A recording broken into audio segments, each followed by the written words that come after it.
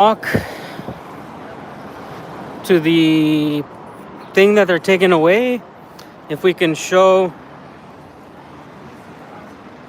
as much as possible. Oh my gosh.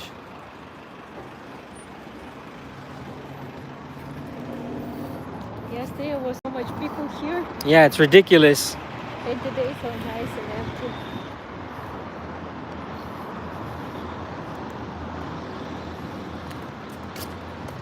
Today we're gonna show Irkutsk one day after May 9th celebrations. It's May 10. We're gonna show you what it looks like in a city after the holiday is over, the celebration is over. Wait, I guess we could walk over there, huh? But we need cross street over there. Okay, let's go. Hello, my friend. Hello, welcome. By the way, I did my research. I did my research on the scuba diving. I can do it. Okay, IP, I'm ready to do it. I made some connections for that. I know where I have to go. I'm just gonna be showing you guys what the city is like after May 9th. Don't go so fast, I can. So we're gonna go walk towards the government building now. You're gonna see a lot of hello my friends, welcome. You're gonna see a lot of these May 9th banners, but one of the biggest differences is that the Motherland Calls one usually has the 80 years. Paveda means victory, yeah? No, we're not going there. Please let me know if the stream is working. Let me know if you can hear me. Thank you so much for joining us. I am giving you a tour of a Russian city the next day, the following day after Victory Day. This is the government building in Irkutsk Oblast, Irkutsk City.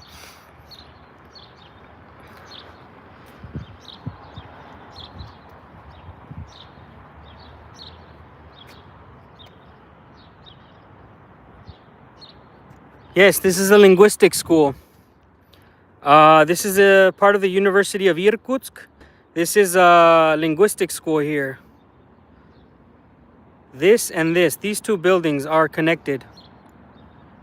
So, this is the government building in Irkutsk. Ksenia and I are going to be showing you guys what the city is looking like a day after the Victory Day. It is very different than what a city would look like normally, because they do a lot of cleaning. They do a lot of what kind of stuff do they do? They just clean, take away all this stuff, because today in the morning at 9 I go to my appointment to dentist, and everyone was outside work already, clean streets, because was a lot of people. Yesterday we even can't walk back home because there was so much people, and of course it's a lot of trash. And today already they start so early, they clean streets, and now it's really clean already. It's 11 and everything clean and good, Yeah, so like nothing happened. they do a lot of cleaning, and a lot of the things that they put up for May 9th stays until May 10th. So you're going to be looking at essentially the cute parts, the cute things that they add, right? And yes, the weather is really nice. The weather is really nice. We don't even need jackets now, and it's only May 10th. We can be in t-shirts. You can see, look how well groomed this floor is. They groom everything up for May 9th. Let's go look at the eternal flame here. Oh, they change. Uh-huh. They fixed it. They did a few changes. No, I Yes. thought these guys change to each other, yeah? We are so happy, brother. It's the year. Tomorrow we're gonna find out what our baby is, and eventually we'll do a gender reveal. We're going back to get an ultrasound tomorrow. But I'm going to show you guys the Eternal Flame and the memorial to the Great Patriotic War. They're doing a tour there right now. But I'm going to show you the Eternal Flame.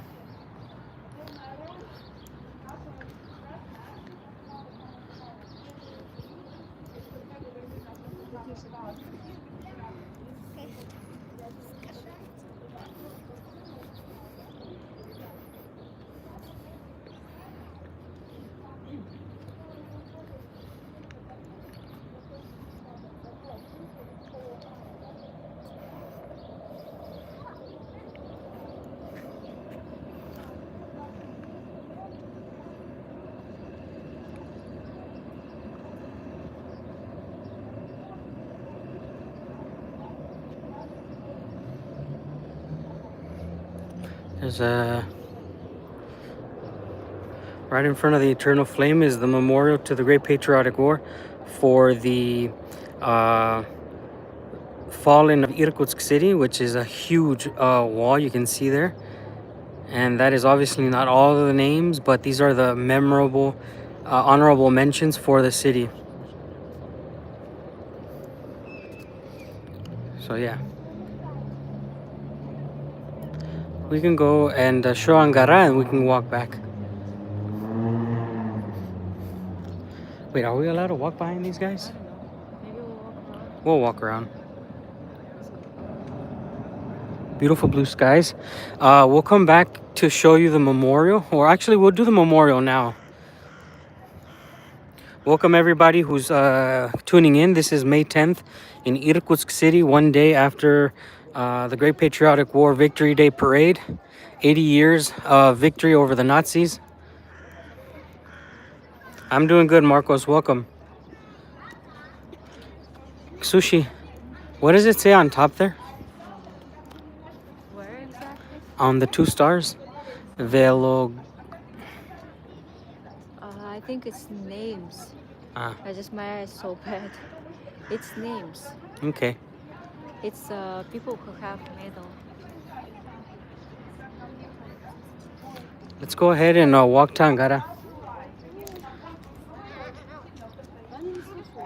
We'll come back to the wall and to see it in a little bit more detail. You can see that it is students who stand guard on the Eternal Flame. These are students who are usually in some sort of military academy. Behind the university, there's a place for military training. But we're about to go see Angara, which is the river that comes out of Baikal. We live next to the lake and, well, we're connected to the river. It's not far from our house.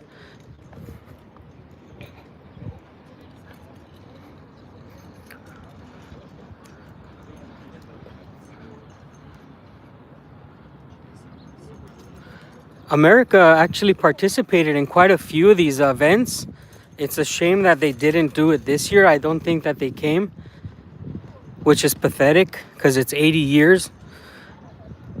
And it's embarrassing that Donald Trump said that the Americans did most of the work. You can see the ground here is has the St. George ribbon pattern and red star there on the ground.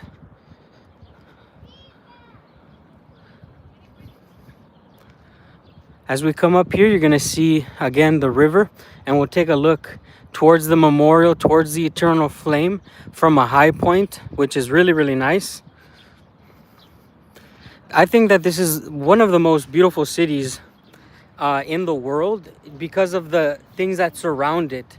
Irkutsk is not like Moscow or St. Petersburg. We have better weather, we have better nature, and yeah, if you're planning on visiting, you should definitely come to see Irkutsk. Don't go to Novosibirsk. This is a better city. Hello, Maria. Now check this view out, okay, guys? Because right now we're walking up into the...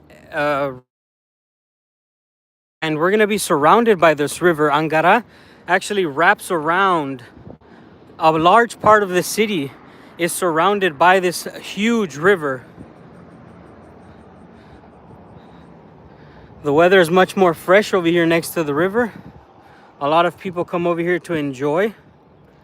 And yes, welcome everybody who's just tuning in. We are taking a tour of Irkutsk following day, one day after Victory Day. Are you a little bit tired? Yeah. My wife is a little pregnant tired. Tell us how it feels. I just have a little bit breakfast, and because my belly start growing, when I eat, I feel so tight, and when I walk fast, it's a little bit difficult. All right, we'll slow down. But here are the views. Hopefully the view is clear. Hope the connection is all right, guys.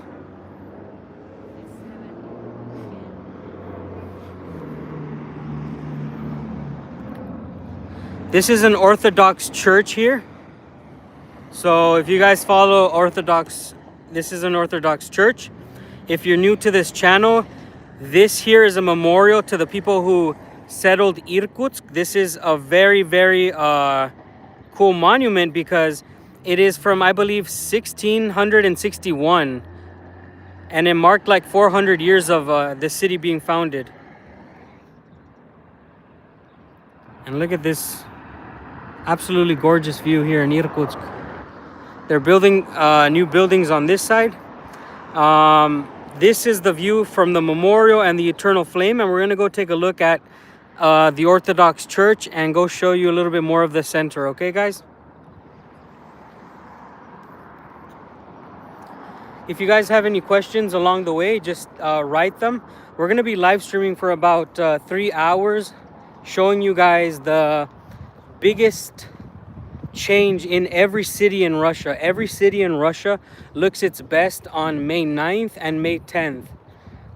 It is the biggest holiday inside of this country, and they really do a great job. Look at the views. Beautiful blue skies, and Ksenia and the church back there. And you even can see, like yesterday on this spot was like thousands people, and now you can see just clean street. It's really amazing. There was thousands of people on the streets yesterday, and today, like she said, there's literally no one. And this is... Oh my God. On the video I have big belly. Yeah, you're pregnant. What do you want?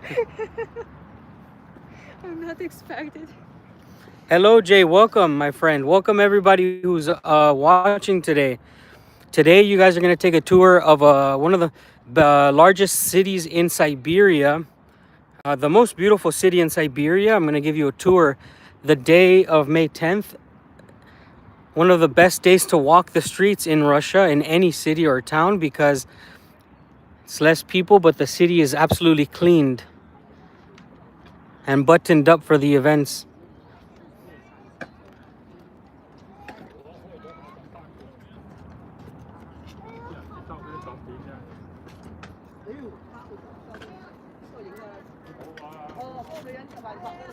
All right, let's continue here. Look at the architecture.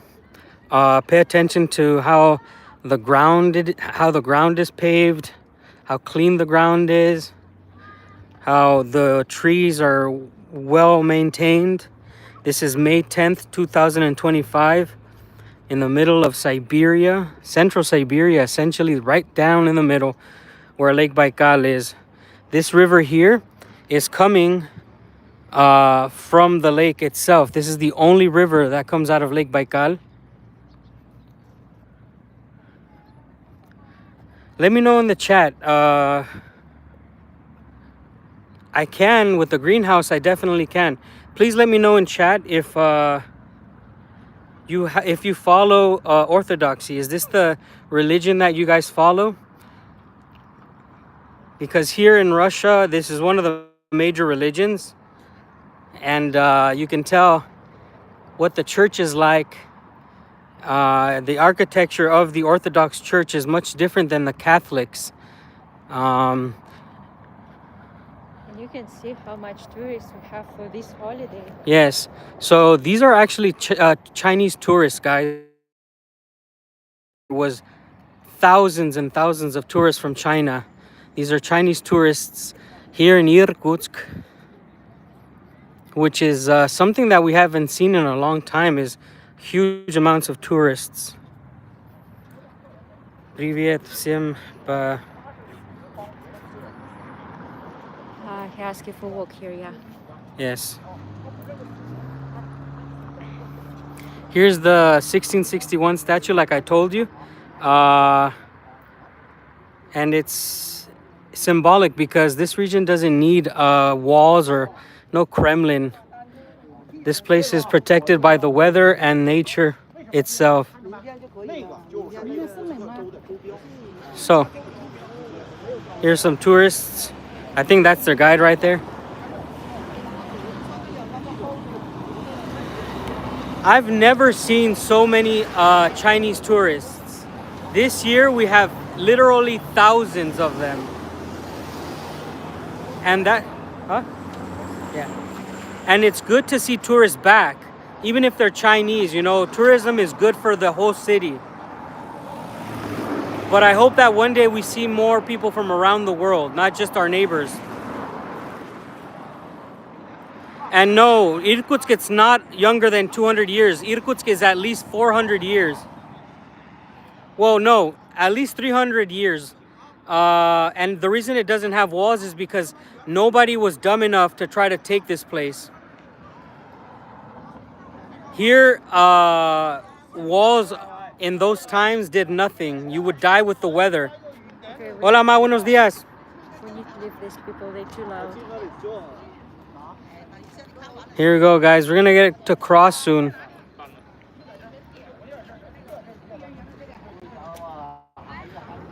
You know, the Germans lost a lot of their army for trying to come east. The more east you go, the harder it is to fight the elements. And Irkutsk is a stronghold because of nature.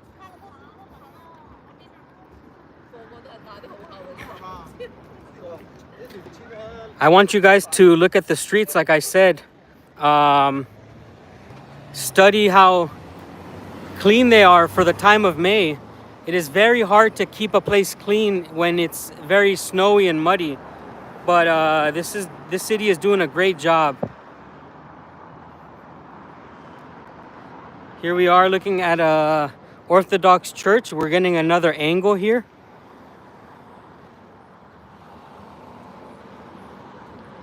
Let me know what you guys think. If this is your first time seeing Orthodox church, let me know. We're about to go see another church from another religion, not even 300 meters away. So, there's that.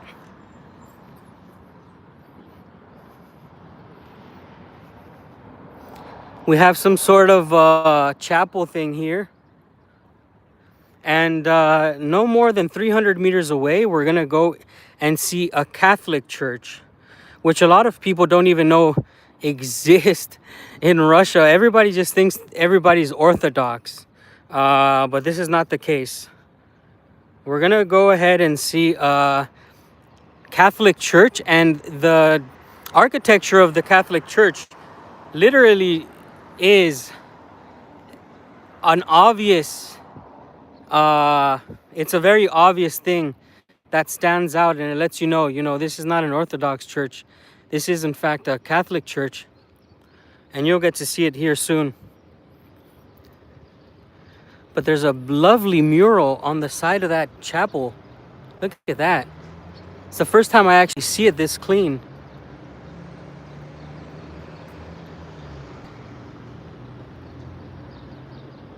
Yeah, that's right. Kevin Rose says there's not a lot of Orthodox churches in the United States. He's absolutely right. And you know what?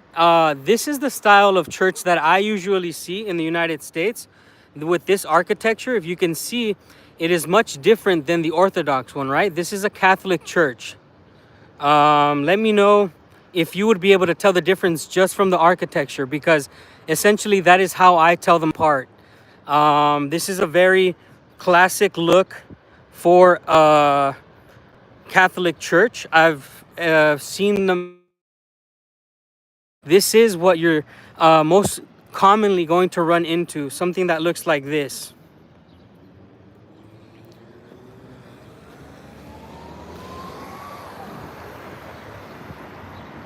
And yes, it's May 10. We are looking at the city after the celebrations of Victory Day.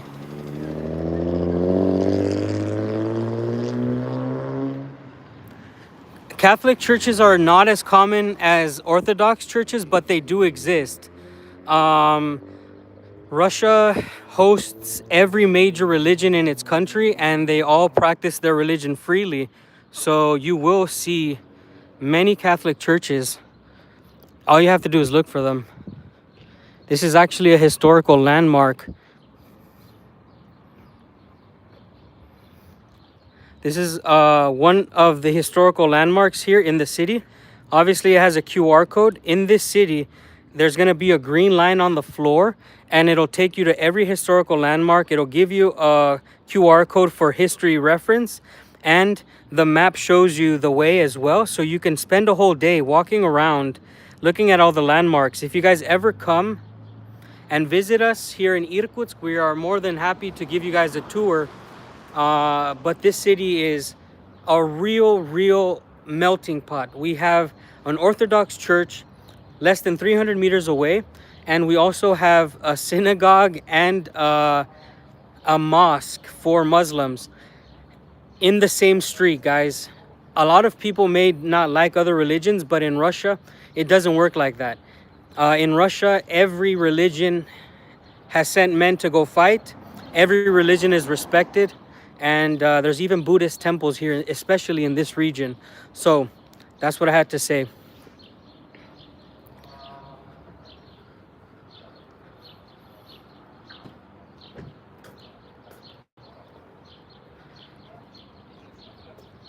More tourists across the street.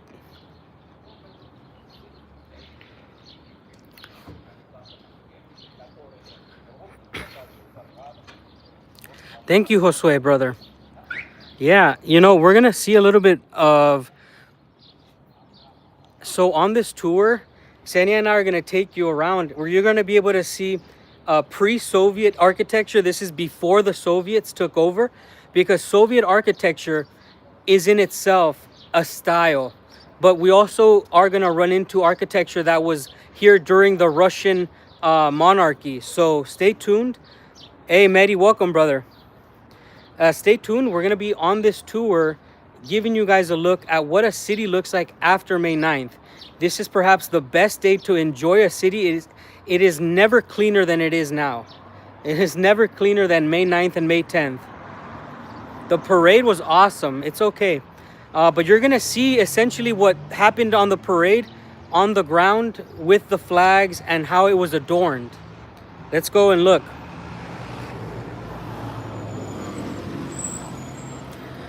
Yes, come to visit Irkutsk. It's a must visit, you know. If you're going to visit Moscow and St. Petersburg, at least visit one Siberian city. The one Siberian city I suggest you guys come and see is Irkutsk. It is a very important city in Siberia and in all of Russia. There's the government building again. We're going to take another quick look at it. There you go. We're gonna go visit the center of the city at the center park. Okay, guys?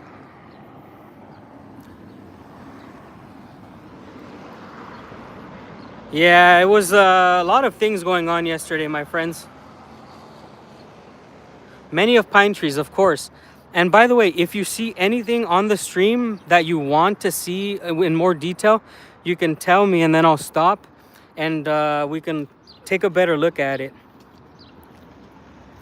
Thank you.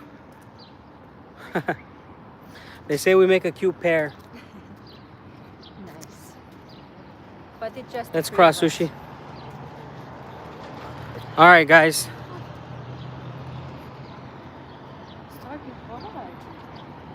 Oh, Mehdi, if you come to Russia, you have a bed, brother. Don't do this to me. Don't talk to me like that. You have a bed. You have a bed. I would never... Don't talk to me like that, brother. So, yes, Americans are welcome here. There's many foreigners. It's just it's not common for them to have YouTube, okay, guys? And we do have a community, and this is not Moscow. This is Irkutsk city in Irkutsk Oblast. We're looking at the city one day after May 9th.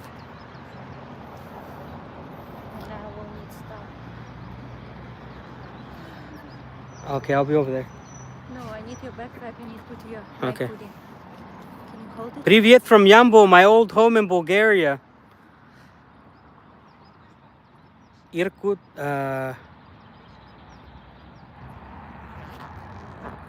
The city population is about 600,000, I believe. This is a pretty large city. In fact, it's, like I said, one of the most important cities in all of Russia, historically wise. Gracias. Of course, every place has a Victory Day parade. No matter how big the city, no matter how small the town, everybody celebrates May 9th. This is a must, guys. Oh, we'll walk around. We'll walk around, brother, and I'll show the Angara hotel. We'll see if the fountain is working, but let's go ahead and show you guys. Right now, they're getting the floor ready because they're gonna plant a lot of flowers here in the center, okay? This is the view of the government building. This is where the parade happened yesterday. You can see they have the classic white, blue, and red bench seats. And this is where the parade happened. I'm not sure if Vladivostok or Irkutsk is, which one's bigger, but I think historically Vladivostok has a lot more merit. But Irkutsk for sure, for a Siberian city, is perhaps the most important city in all of Siberia. Not counting the Far East, which is technically still Siberia. Let's go ahead and continue to show you. So they want to know what these red flags say. Okay, 1 second. Yes, I'll show them in better detail. Remember, guys, if you see something that you like, just tell me and I'll do it. So, Paveda, da? Paveda here means victory. Paveda. And this one says Paveda, but this one here has the motherland calls 80 years of victory. Okay? So they say victory, but one of them has the motherland calls, which is this famous statue, and it has 80 years since the defeat of the Nazis. Hey, welcome, my friends. Welcome everyone who's just tuning in. I'm giving you guys a tour of the Irkutsk city, the most beautiful city in all of Siberia, a day after May 9th. Good evening. Enjoy that dessert. Hey, Rob, welcome, brother. Gotta tend to those chickens. Are the Christian Protestants churches there? I believe there is a Protestant chapter here. Believe me, there is so many religions in this city because this is a oblast that melts religions and ethnicities. Here in Irkutsk, we have letters from the front lines from a lot of the men who are fighting currently in the conflict in Ukraine. And you know how serious Russia is about its veterans, how Russia is about just anything to do with the people who serve. So in the city of Irkutsk, you're going to be seeing stories here. These are actually men who have been deployed or are still deployed on the front lines. And yeah, so we have beautiful pictures like this that really humanize the Russian side. This is something that you're not going to see on the news. Okay, these are photographs from the men who are fighting right now. And it is a beautiful thing to see because the Russian people are looked at as monsters. You know, there's many bad names that the people call them. And yes, in the US, we go to a Greek St. Andrew's Orthodox Church. In Iran, we go to an Armenian Orthodox Church. It's pretty complicated, lots of branches. Yeah, you know, I've come to learn is that when people come to Russia, if their religion doesn't exist or if the type of community doesn't exist that they're looking for, they usually adopt a certain religion or a certain group. In Russia, it's very easy to get adopted by people who have the same mentality as you.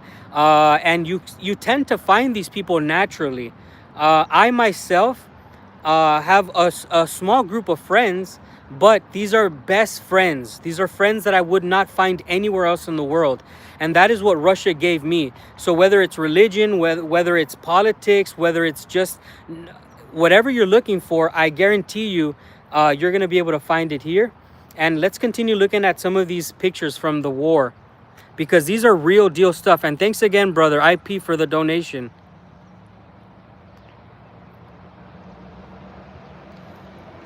Hey, that's my twin Mo on there.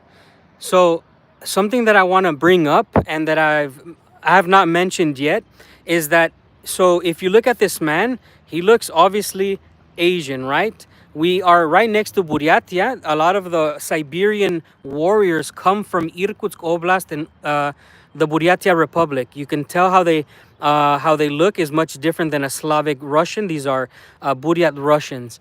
And I'm going to be going to Ulan-Ude in the future and making a live from there. So I want to go honor the warriors from Siberia, some of the most famous warriors. Some of the most famous warriors of this conflict in Ukraine are actually from Irkutsk or Buryatia, which is our neighboring republic, which is crazy to say because I never thought I would be living here. But it is true. Some of the most famous warriors in this conflict that have gone viral for their heroic deeds in the war come from this city and Buryatia. This is the truth, guys. This is not me trying to stroke off this city, but it's the truth. And we're gonna keep looking at the park now.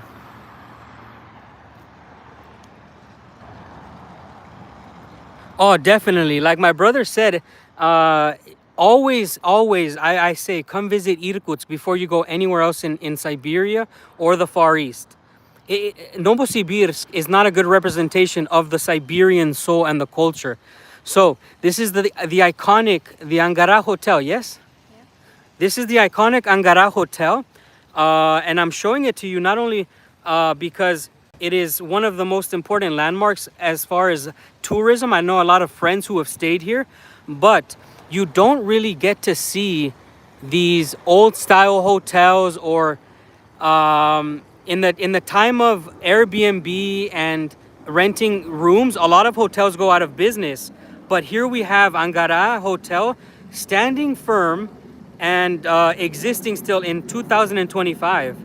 I'm not sure how much it is per night, but in the days of Airbnb, this is a relic, guys, a relic of a Siberian city. Let's look at the fountain. It's still working.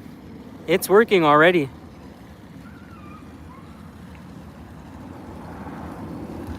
Yeah, Mehdi, I hope your generation speaks out more against what they really had you guys doing in your time. Because your generation was really the generation that was force-fed hatred and we're gonna go to war with these people. It's the end of the world. These are our enemies. And look at this beautiful memorial here as well in front of the government building. This, of course, is silhouettes of the Great Patriotic War in combat, real time. A lot of these weapons and postures of the men are postures that you would see actually in the theater of World War II.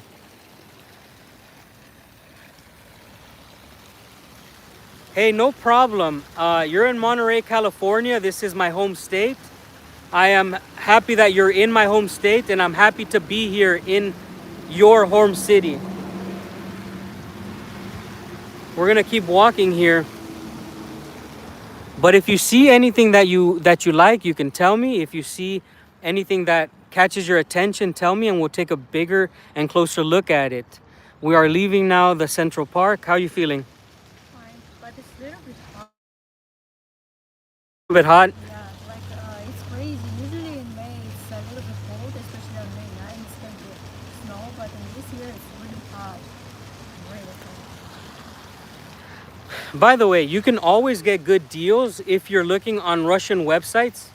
A lot of the Russian websites will give you better deals than the Google in a time where information is a little bit hard to get.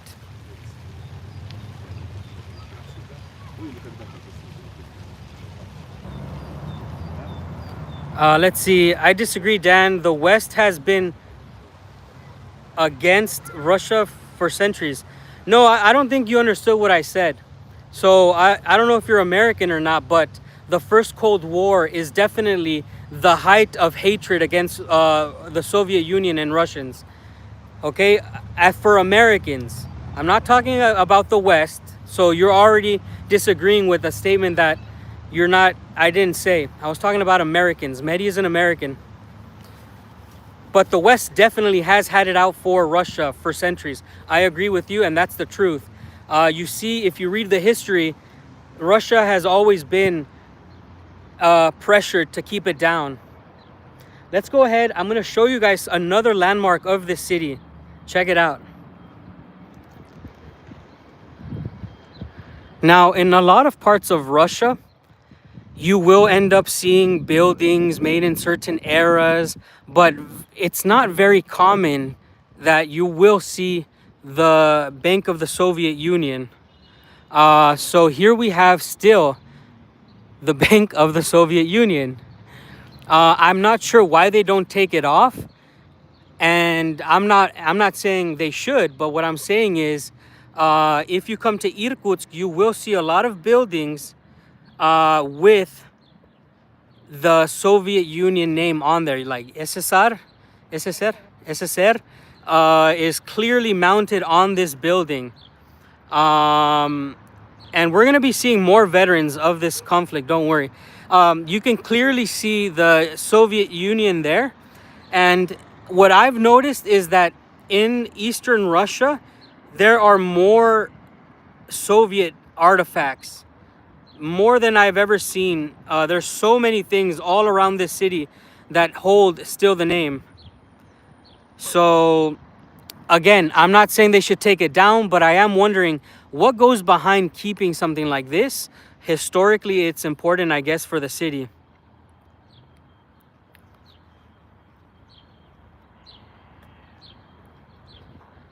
What do you guys think about it? Let me know in the comments what do you guys think about seeing USSR still mounted somewhere.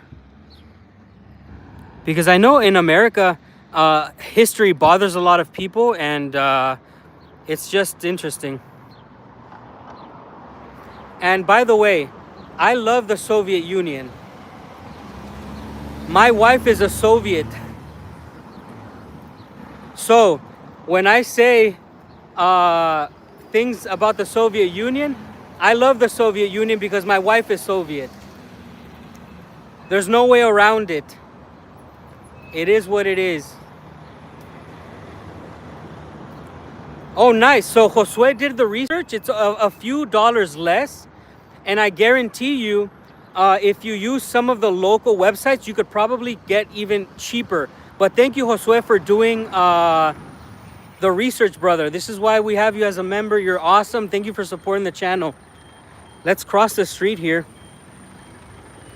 I have something to show you guys. Or maybe we should go on that street.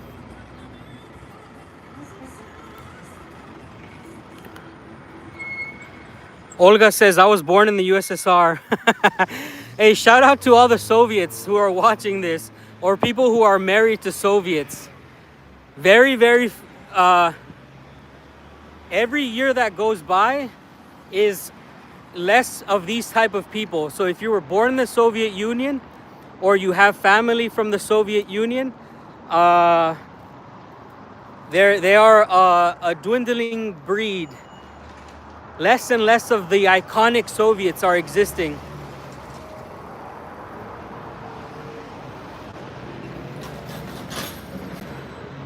Let's look at this electric style bus. This is one of maybe 5 in this city. So you can see the buses have the Russian flag on the back, and they usually carry the Z, just like this bus. So really, really cool. Of course, the bus doesn't look new, but it's working.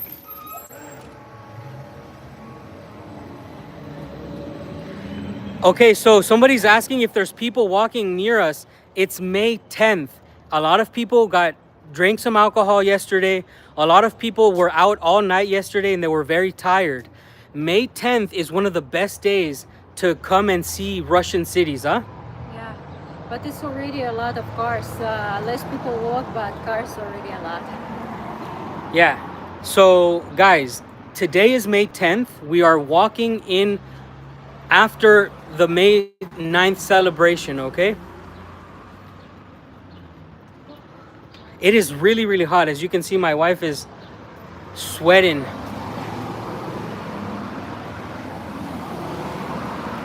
Ksenia is a little bit more than 4 months pregnant. Huh? Yeah. 17 weeks tomorrow? Yes. Or in You 2 can days? see already.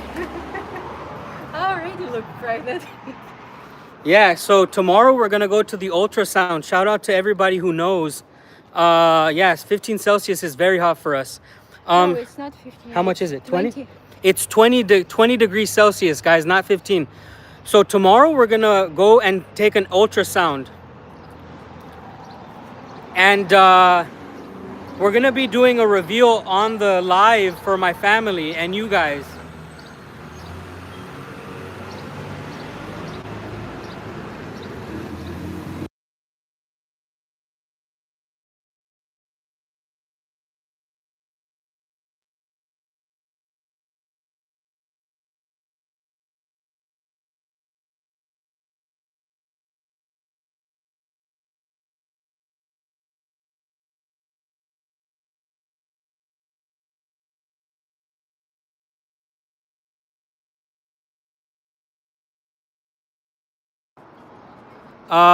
Sorry, I muted it. I've never been to Wisconsin, but I hear it's a lovely place. Look at this nice little cafe, has a little outside area for eating.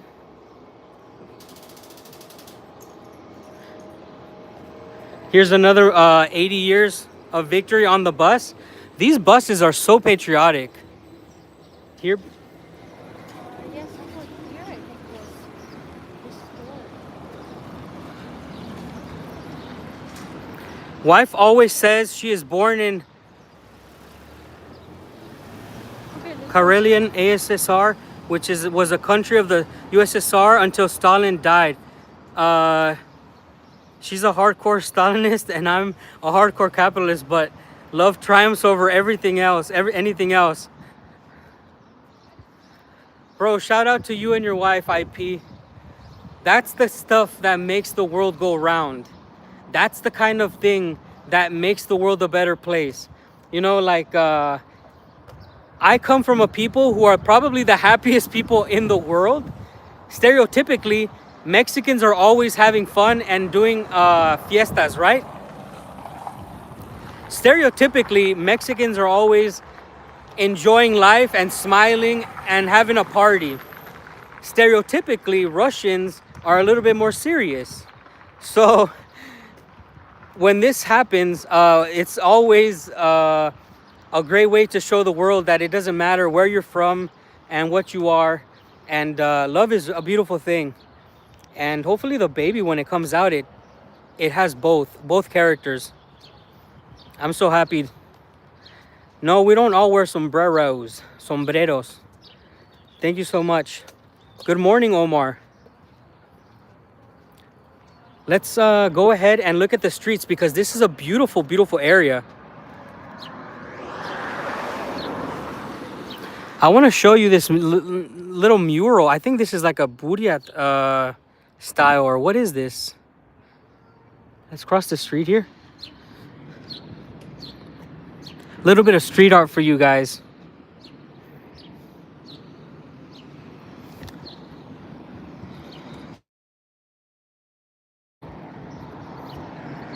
No, I know you know, Jay. I know you know.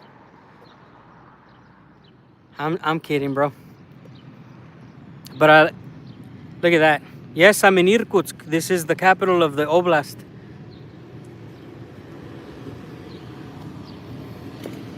These are Soviet bloc style apartments.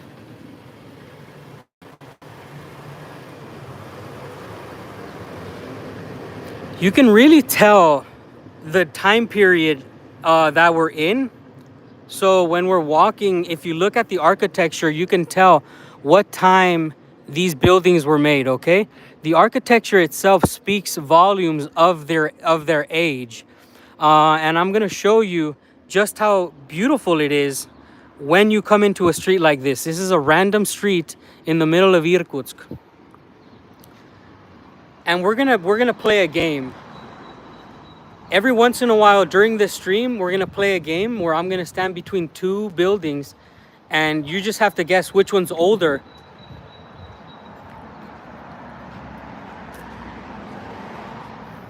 And they're playing some, what is this game called? Badminton, huh? Badminton. Some little girls are playing badminton or something like that. I don't know. I'm not trying to say it in Russian. Why you even I don't even know it in English. Okay, guys, here we go. So, this is what I wanted to show you. Let's stand in the shade. It's a beautiful day here. It's a beautiful day. Here we go, guys. Badminton. All right, so you have this building here. This building. Thank you, Jay. I'm gonna buy Ksenia a little water. This is where we're going to buy some water. So I want to show you three styles of architecture next to each other, okay? And thank you so much for the donations, my friends. I appreciate you guys. Check this out. I would say that this is probably restored sometime maybe in the 90s. It has a 90s vibe. Much more modern than 90s could be, because this style here is almost a restoration of the old building. The outside looks very, very 90s to 2000s, right? Then you have the original 1970s, 60s style communist blocks that inhabit many of the cities. Okay, so we have right across from each other these two buildings. One of them for sure has been restored, but both could be of Soviet era, but this is restored after Soviet Union. 100% has to be. But right next to it, this building here catches my attention because it is made of brick. And brick in a city in this time, it's very old, because most of the buildings in this town are made of wood. And if they're made of brick, it usually meant that the house or the building had significance.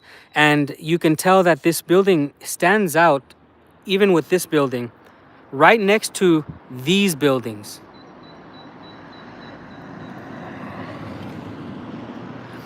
Yes, this building could be 80s, but it was for sure renovated because of the windows.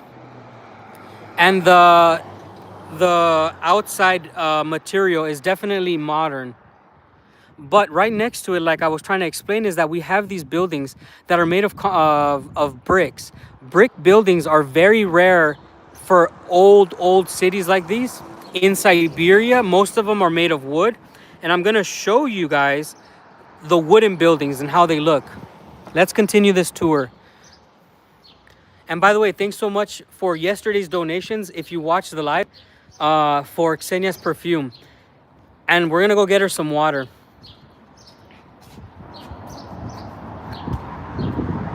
Yeah, stay right here, babe. I'm gonna take a look at that building really quickly.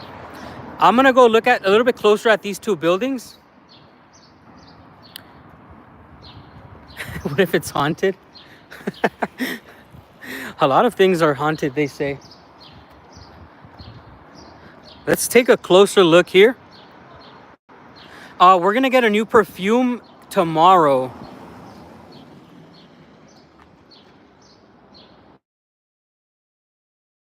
It has a thick layer of paint. It's probably never been actually restored the right way. It's just been painted over. Hopefully it gets restored like the building next to it. The building next to it probably, oh wow, look at this. Okay, this is the good stuff. This is what I'm talking about. Of exploring. So yes, we were right. It is actually a brick building. This is an old keller or cellar. It has the original window there made of wooden trim. Now, the one next to it has been restored. You see the difference in restoration, the material used, the plastering on the walls. This building here for sure is very, very old. And it wouldn't be made of brick if it didn't have some significance. A lot of the old houses that were for civilians were made by wood, okay, guys? Understand that wood was the common building. And this is really beautiful. Let's take a look on the back. Yeah, we're gonna see a lot of wooden buildings here. Irkutsk actually probably has the most wooden buildings than any other city. I read a statistic that Irkutsk has some of, if not the most, it is one of the cities with the most wooden buildings. And you're gonna see that a little bit later when we continue. But I just wanted to show you, Mehdi was right to look a little bit deeper because we do find the old cellar. Look how low it is compared to ground level. And we do see the old material for, and this window is actually open. It's open, but they have insulation here. I'm gonna close that. Beautiful, beautiful window. Nah, the Gopniks, there's no Gopniks here.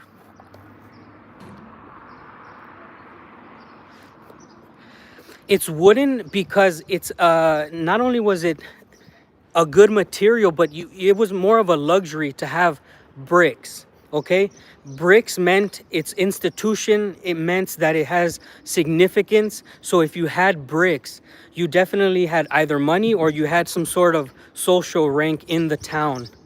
A lot of the post offices, a lot of the government buildings were made of bricks, while civilian houses were made of wood.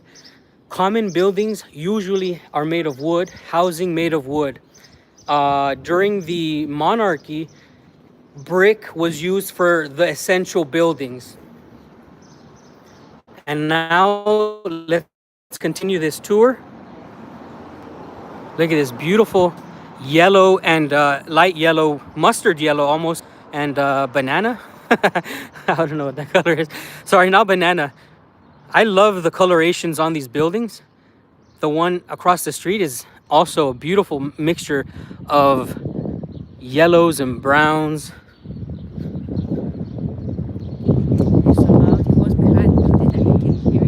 Oh yeah. Susha says I'm too loud.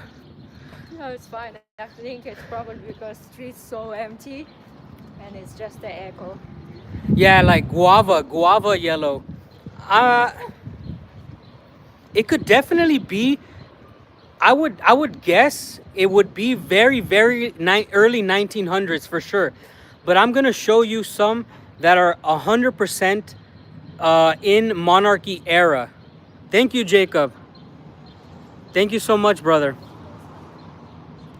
I think maybe we can see what year it is if we cross the street. This one there? Yeah, but I'm not sure if it's have it. But sometimes they have.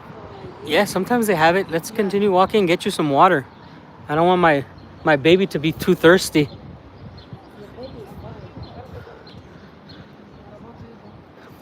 No, it's not up here.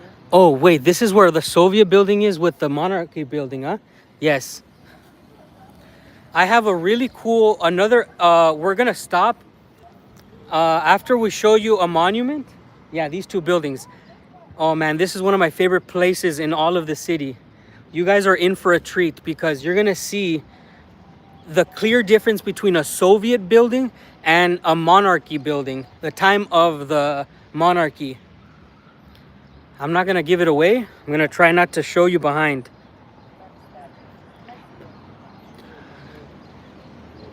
You can tell them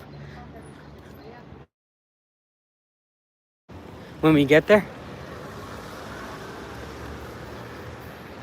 This is gonna be one of the most iconic monuments of the Soviet era for this city, because if you know Soviet cinema, then you'll know who this is. Before I tell you who it is, I'm going to give the chat an opportunity to guess who this is. If you're Russian or you know who it is, no cheating, just wait till some people guess. Be nice to people who don't know. Oh,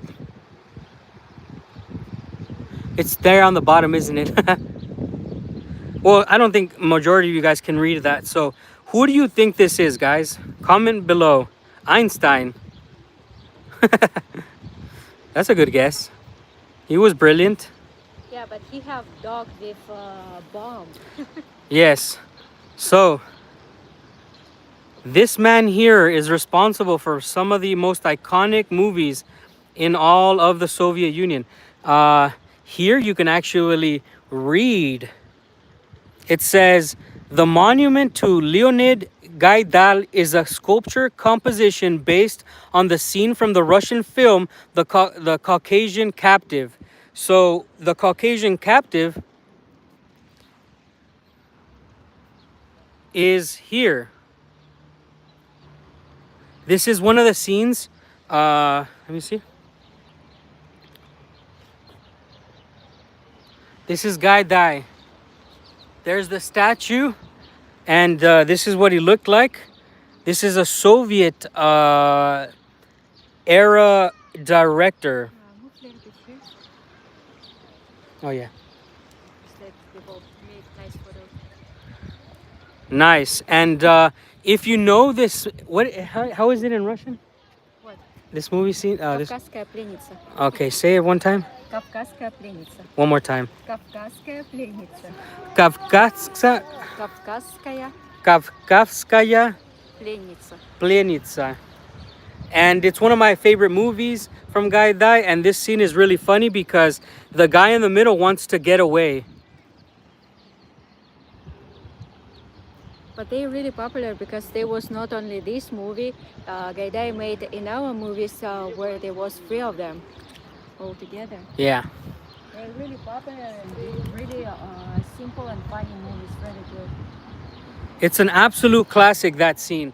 And now we're gonna go and show you. I think it's one of the best parts of the entire city because you get to enjoy architecture in a way that you can only do it in a city like a Russian city. Not a lot of cities have architecture from different eras. Not a lot of cities in the world have architecture that will tell many stories.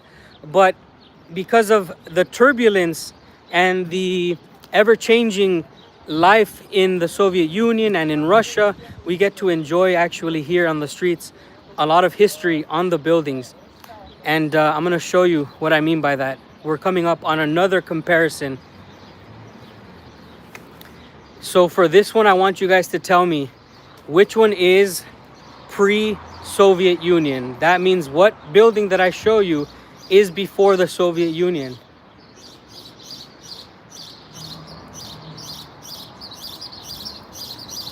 The birds are singing. I think they have nest here.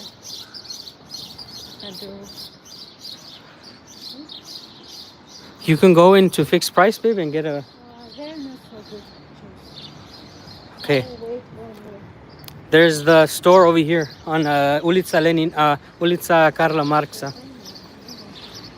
Can I just use my little Russian that I know? Okay. We're going to Ulica Karla Marxa to go get Ksusha something to drink. But before we do, I'm gonna turn the camera and you guys are gonna see, hello Chris, welcome my friend. You guys are gonna see two completely different eras in Russian history standing right next to each other. Completely different.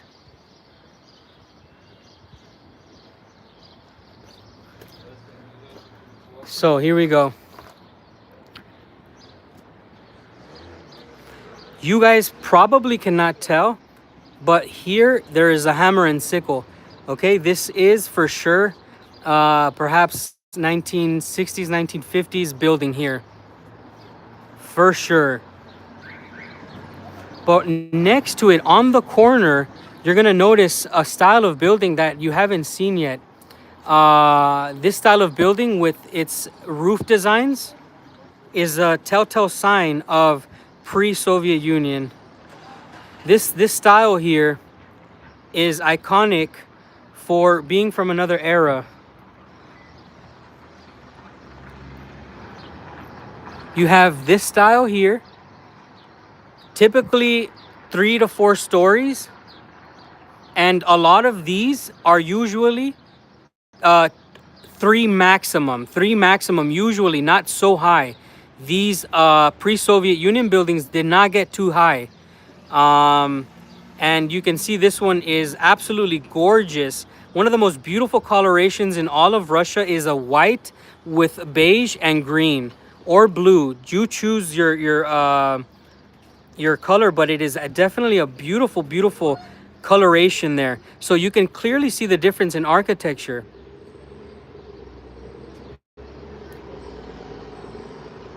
Hey, my friend, thank you so much. I understand it's a little bit late on the East Coast.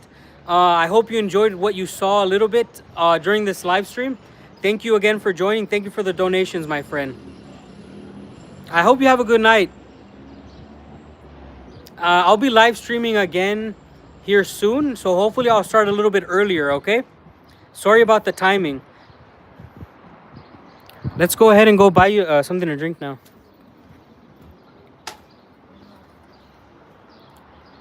What do you guys think about that? This is clearly an older building, right? The style of it is just much different. This is you can feel it.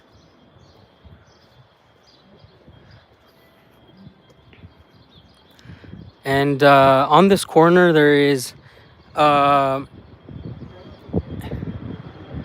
memorial here for maybe workers of the Soviet Union. And there's a small statue of Lenin there. Hey, goodbye, Jay. Thank you for being with us, my friend. And now we've arrived to one of the main streets. It's called Ulica Karla Marxa. This is Karl Marx Street, which is a very unusual thing because Karl Marx was German, but you know he is the father of communism. We aren't going to go back that way because there are many other more beautiful buildings this way. And you're going to see a lot of beautiful, beautiful different architecture here. And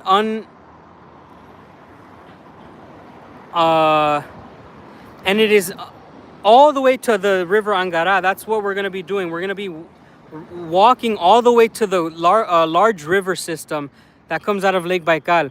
If you see a building that you like, if you see something that catches your attention, just stop me. Please pay attention to the colors. Please pay attention to the style. No two buildings are even remotely similar. When you come to these old streets that are definitely pre-Soviet Union era, no two buildings are going to be similar at all. The colors, the outside, how they are formed, the floors that they have, no two buildings will look alike.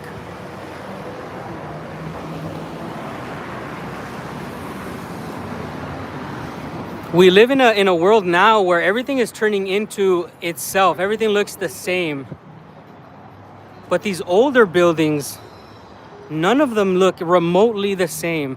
The colors, the designs, the finishing, the different decorations and statues that surround it. Here we have a beautiful corner building. I'm going to show you.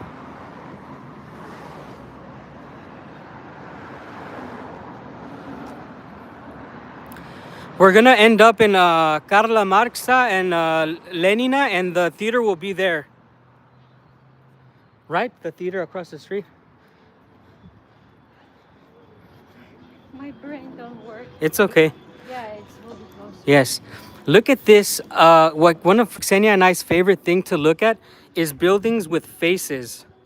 Buildings with faces on the walls is one of our favorite things of any building. Look at that. This is Irkutsk city in Irkutsk Oblast on May 10th, 2025, broadcasting live one day after the Great Patriotic War, Victory Day, 80 years of victory over the Nazis.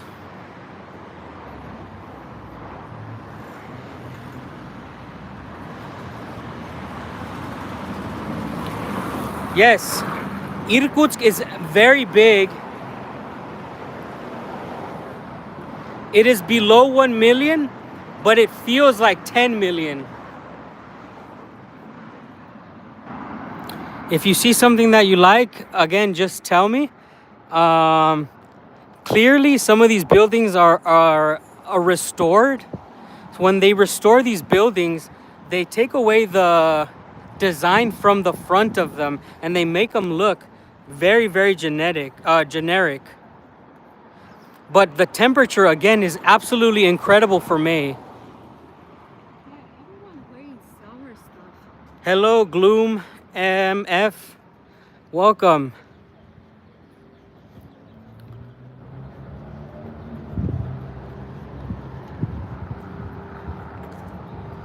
Hey, good night, Artsy. Sorry for keeping you up, my friend. I'm going to be starting the live next time a little bit earlier.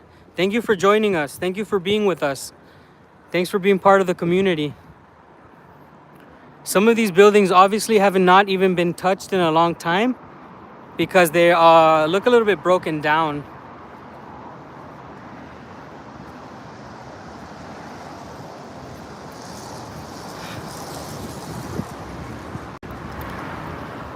Here's the market, and outside of the market they have a memorial. I'm gonna see if they say anything about me walking in with this camera. I can wait for you here. I'll wait for you outside.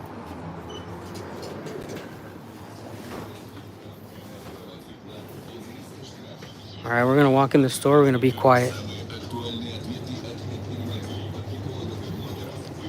I don't know if we're gonna have connection though. I want a water. Hey guys, let me know if the connection is still here. Okay.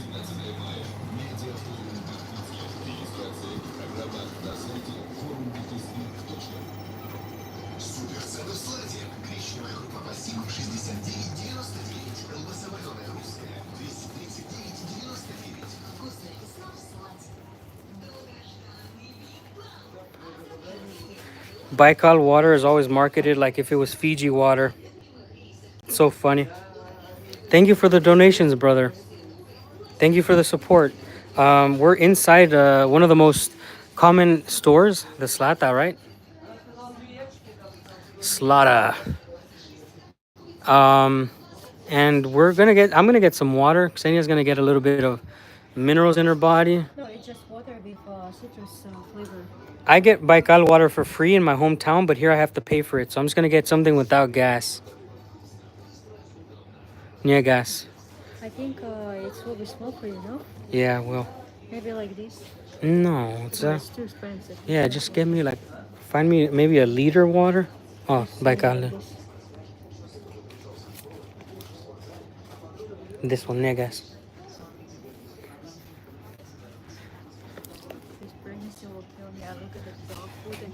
Hey, thank you, Mario, for the donation. And yes, it's beautiful.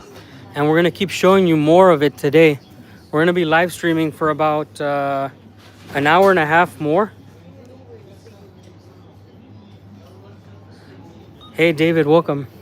Oh, maybe we just pay here, huh?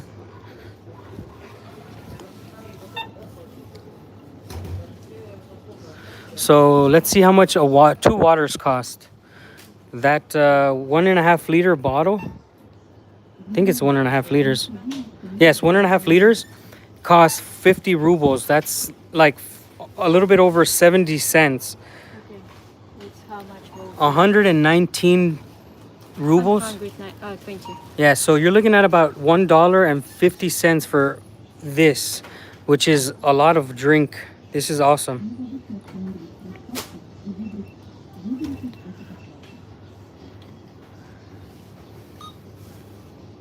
We have Snickers. We have these Russian things. Spasiba. Bye-bye. All right, we're going back outside. Back into the beautiful city of Irkutsk. Now, I'm going to show you. This guy sleeping on the bench. This is very uncommon for me. This is probably the second person I've ever seen homeless in Russia because I'm living in Sludanka. But he's not bothering anybody. He might have celebrated May 9th a little bit hard, right? So on May 9th, a lot of people get really, really drunk. And that guy could be suffering from the day before. He's pretty drunk from the day before. May 10th is one of the days where you can see people on the streets. Hey, the Xerxes. Oh man, your name is hard to read.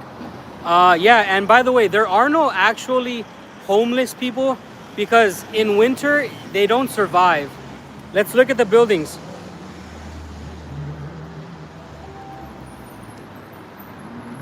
Here's a nice color. This one was obviously repainted, remasked on the front, but definitely an older building. This is probably pre-Soviet as well. The further we go into Lenina, the older these buildings can get. Hey, Millie, thank you so much. And thank you for being with us. Thanks for supporting the streams and being with us. You guys make these streams.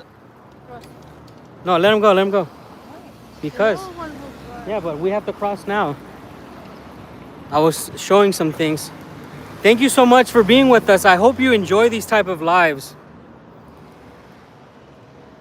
We didn't control this building because when we pass it, you can see it. But for me, they made it nice. This one over here?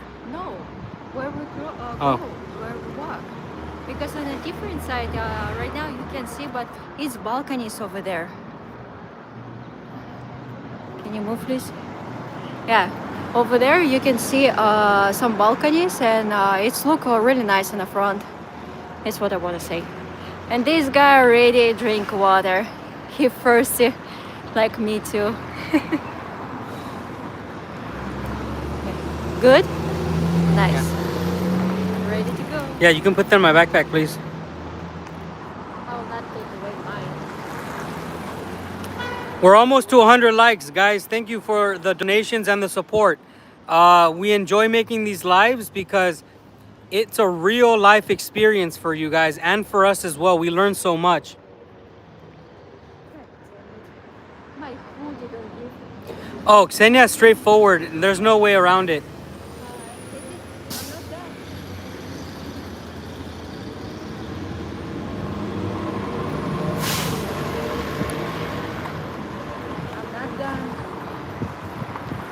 Ksenia is very patient, but a little bit later she's gonna be giving a little bit of conversation in the live because we're heading somewhere.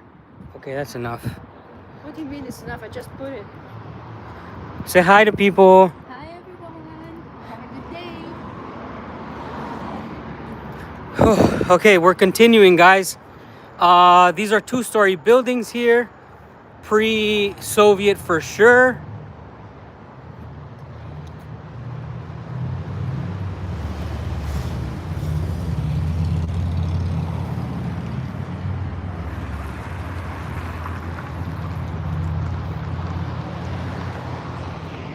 We'll get an interview with Ksenia a little bit later. She's hydrating right now.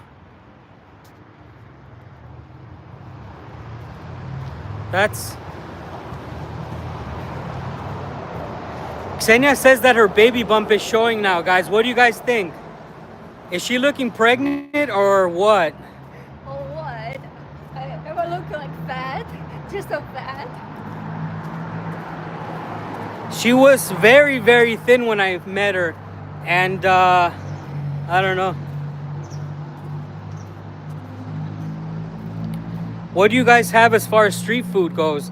I think that so in a big city, there's many restaurants everywhere. For example, we are walking by a random spot and there's an Italian restaurant right there. It says Prego.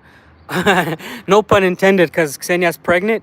but it says Prego, Italian restaurant. So here's a random Italian restaurant in the middle of nowhere, which I've never seen before. It looks to be supposedly authentic Italian food, and we have all sorts of food. Okay? So, no pun intended again, but that Prego place is an Italian place. And right across the street is a Stars Coffee, which used to be Starbucks. So, there we have a Starbucks, Russian Starbucks.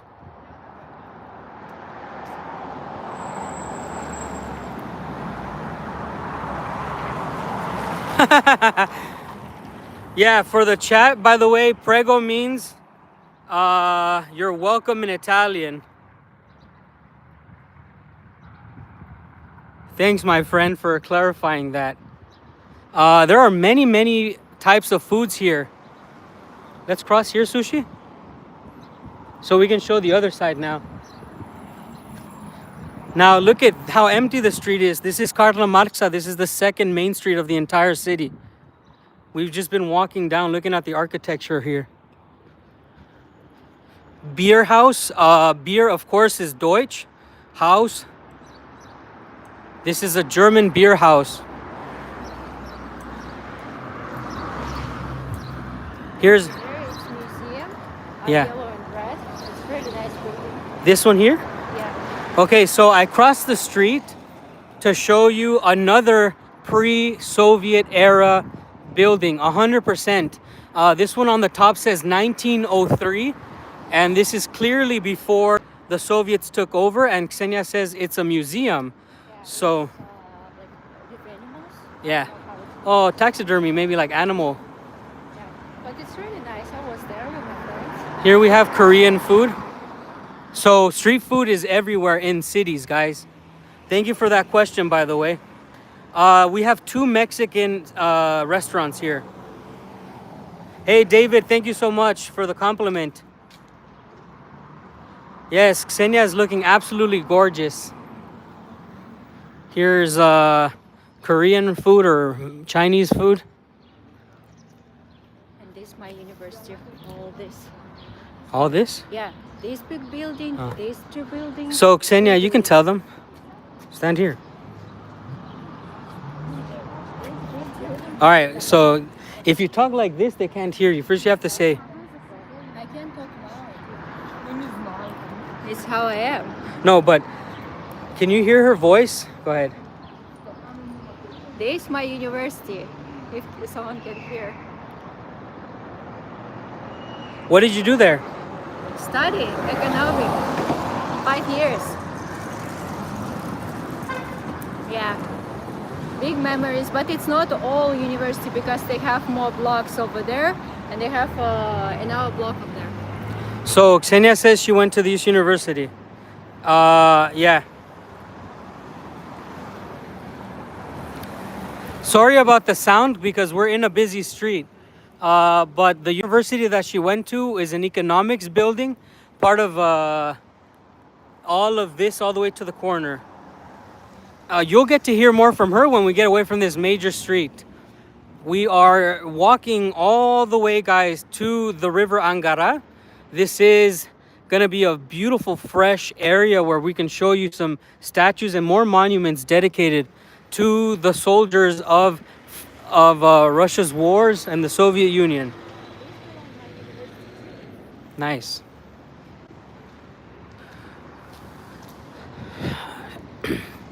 As you know, Karl Marx played a big role in the Soviet Union history, and so did Lenin. And on the 2 streets where both of them intersect, in Ulica Karla Marxa and Ulica Lenina, there's a statue. The largest statue of Lenin in the whole city is here. We're gonna go see it. Yes, brother, everything's really clean. Even if it's not restored, it's clean, right? Thank you again for the donation. Look how this random street here is really clean. And I like when people notice because, you know,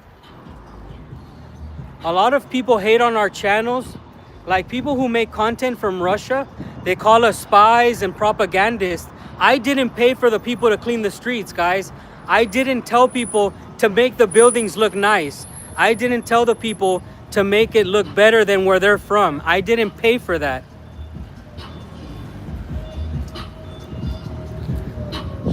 Oh, but we have Russian style bodywork with the duct tape on the car. You love to see it. Can you guys see the duct tape on the car? That's real.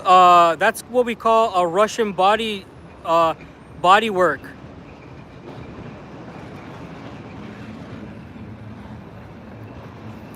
Russians don't trash their cities, but they trash their nature. And I'm being straight up with you. So Russians have very clean cities, but they destroy a lot of their nature.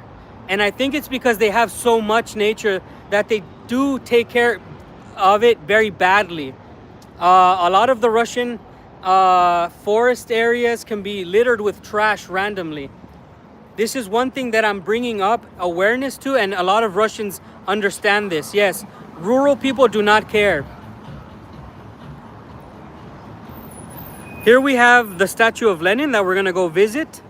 And look at this panorama here. Look how beautiful this is. This is the corner of Ulica Karla Marxa y Ulica Lenina.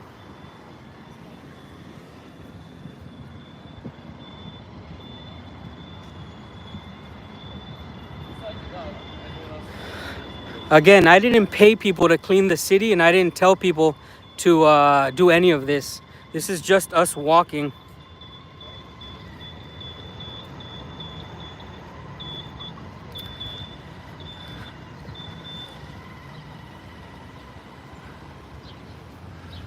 Here we have a building that I'm going to show you a little bit later after we show you Lenin.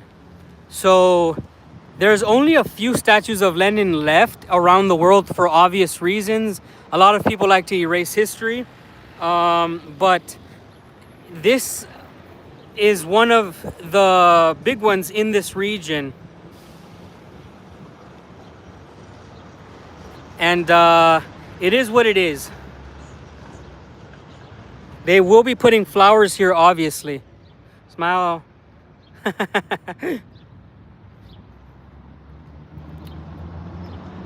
And you know, I tell it how it is every time. You know, IP. For me, it doesn't bother me to say that this place is clean. We know it's clean. But on the same token, it doesn't bother me to try to get people angry, if they're Russian especially, when I say that they are dirtier when it comes to nature. I know many people inside in Sludanka who smoke cigarettes and throw the cigarette butt into Lake Baikal. If it was me, if I was the governor, I would make it illegal to smoke around the edges of Lake Baikal, because there are so many Russians who throw their cigarette butts into Lake Baikal. And it's one of the most disgusting things I've ever seen in my life. What Russians do to Lake Baikal is one of the dirtiest things any human being can do, because this is the cleanest and largest lake in the world, and we should take care of it. And I see it every winter. Now let's look at this beautiful building. And they throw the trash straight into the lake, yes. Look at that. Olga says, send some sunshine to Western Siberia. No, Olga, we will not. We love our sun here in Irkutsk, and we don't want it anywhere else.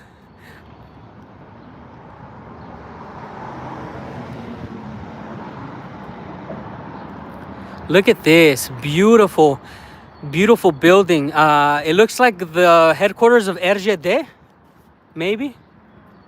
Something with RGD. Isn't that just gorgeous? Look at that. All of the government buildings or buildings of institutional significance will always obviously look better, guys. Obviously. Now you can feel what we come closer to Angara. Yeah. No fresh air. The temperature has dropped maybe 2 to 3 degrees. The closer we get to the river, the colder it is. It's not colder, it's fresher. Yeah, well, that's what I'm saying. It's colder. Okay, but for me it's fresher. Yeah. Hello, Eldon Fish. Now, stay with me. Oh my gosh. Look, IP says that the too dark gray in the color. Yeah, when I look at stuff like that, I say the same thing. I always want buildings to shine because, you know, I'm Mexican and Mexican colors on houses are memes. The way Mexicans paint their buildings are memes. Very live colors.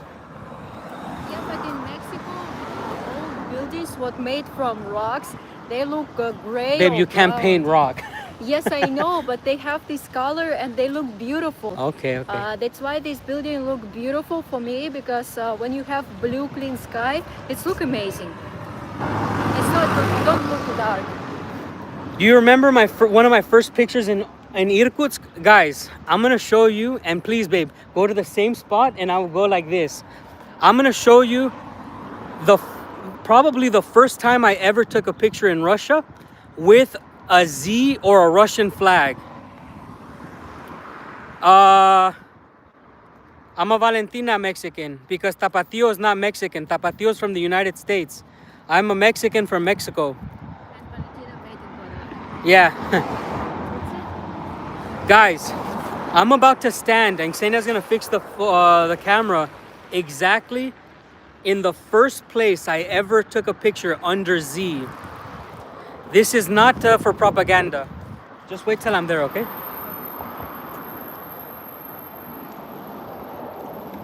it. It's me. Are you ready?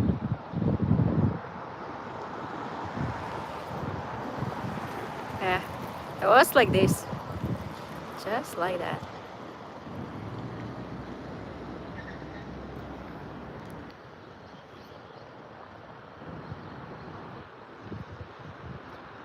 Good memories? Oh, it's amazing. I arrived to Russia in 2022 at the beginning of the conflict. I had no idea what this symbol was. I have a picture that I will show you guys in the future. I am standing in this place 3 years ago, and I never knew what this symbol meant. I had no understanding of the culture, of the meaning, of anything to do with this place. And I really appreciate that this place has welcomed me so well, and I wanted to pay homage to this location. Tapatio is not hot sauce. It's like what we eat for. Yes, it's a drama theater, but it is also one of the most iconic landmarks for my history in the city. It is the first place where I ever took a picture with a Russian flag and with the Z symbol, not knowing what it meant, obviously. Just I thought it was something really powerful, and it was a beautiful building. Let's continue this tour. Thank you guys for joining still. If you're new here, all you have to do is subscribe. We are doing more and more live videos like this. This is the stadium for Irkutsk soccer or football. This is a football field for you guys not in Europe. This is a soccer field. In Russian, it's the same football. Football. Not football. I'm speaking Spanish. Sorry for being a Spanish speaker. Ksenia never lets me speak Spanish. No, it's not true. You just use your Spanish accent. It's not good. Don't do this. You know, I have nothing to say. Let's continue. I asked because I thought a few hot sauces. Oh, brother, if you come to Russia, bring me some Valentina, please. And if you can find some Yucateco, bring me some Yucateco as well. It is 12:33, May 10th, 2025. We are walking the streets of the most beautiful city in Siberia, Irkutsk. We are coming here to the end of the Ulica Karla Marxa. This is the edges of the Angara River, the one and only, and the one and only river that comes out of Lake Baikal.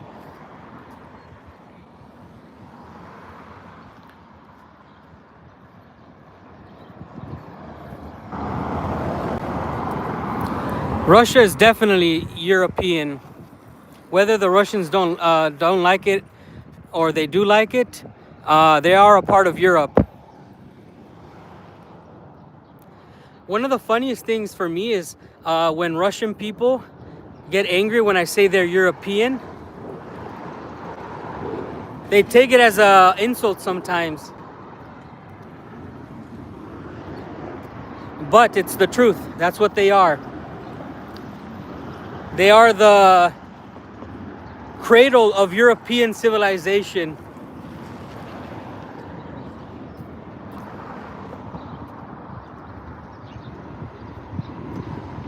I'm from Southern California, but Ksenia has been to Guadalajara and enjoys Guadalajara.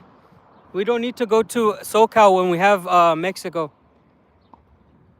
Here we have tennis. Look at that.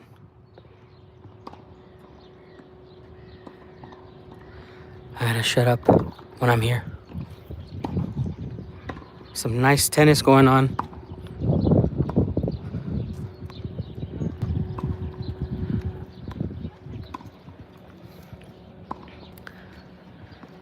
The thing is, a lot of Russian people will say, oh, we're not Westerners.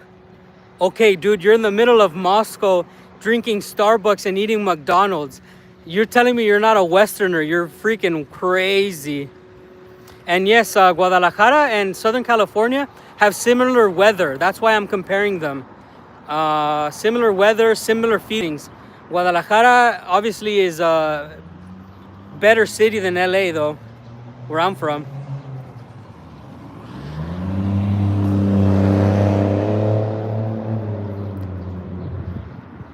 All right, guys, so look at this. I'm about to show you something so beautiful, and it's what makes life go round. What a lovely day.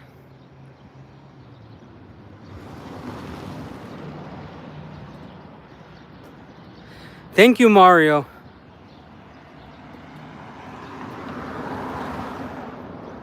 Bro. So if you want to talk, if you really want to talk, 1 second, let's sit and rest, dude. I will not sit here. Okay, no problem. We'll sit over there on the bench. Okay, we'll go sit on the bench. Come on. All right, let's have this debate. California is way more expensive. California traffic is ridiculous. California paying for a car to move around to go see your beach is way more expensive. What in Jalisco, comparing Jalisco to California, Mexican state of Jalisco wins. We have Pacific Coast beaches, reservations for pools, and that costs way less. Transportation and rent is much better. And I think if you think Cali's the best, it used to be the best when it wasn't a freaking Democratic hellhole, when it wasn't rotten by the Democrats. So I agree, Cali is fucking awesome, but it ain't no freaking Mecca anymore. It's rotting away, and until that damn government stops rotting and lifting the prices, I'll tell you otherwise. In my humble opinion, I'm born in 1989. I saw California change from the misery that it was into an even more miserable place. So we're gonna take a rest here. This is Alexander the Third, yes? Yeah. Check this. I'm gonna walk around, babe. You can rest, okay? The closest beach to Guadalajara, well, we have many iconic beaches that people from all over the world go visit and actually swim. People only go to Santa Monica, Venice, and Malibu to walk around, not to actually swim. I love California, man. I'm a proud Californian, but it's rotting away. as we speak, the prices are going up. This is Alexander the Third. Really, really cool. You see the eagle with the double head and the crowns.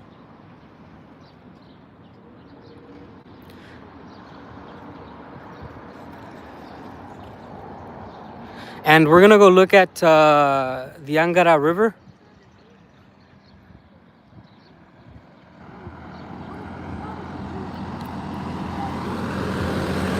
And sorry when I get all crazy, but for me, like, I'm proud of where I am, and I will not accept to say that my place is great if it's not the best it can be. I freaking love where I'm from. I get told a lot that I'm anti-American, I'm anti-Californian when I talk negative about it. It's because I love it so damn much. Because when I travel and I see places that are poorer and should be not as good as they are compared to where I'm from, which is absolutely rich, it makes no sense. Hi, any French people in Irkutsk? Yeah. There's actually a lot of people who are learning French in the university, the linguistics university. There's a French community for sure here in this city. Actually, Irkutsk would be known as the Paris of Siberia. Now let's look at the shorelines on the Angara River from another point. You have a nice little sitting area here. And you can stare at the other side of the river.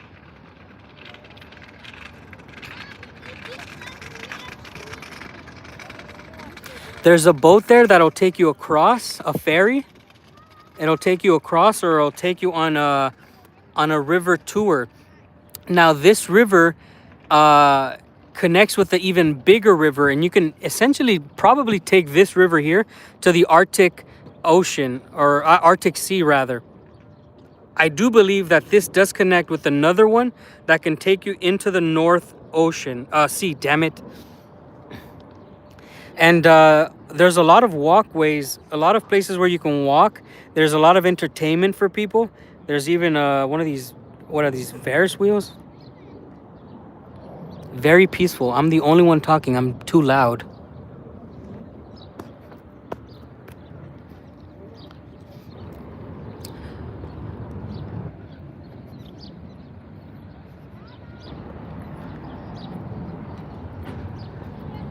If we be quiet, you can see how quiet and calm this place is. All I have to do is be quiet and you can just enjoy.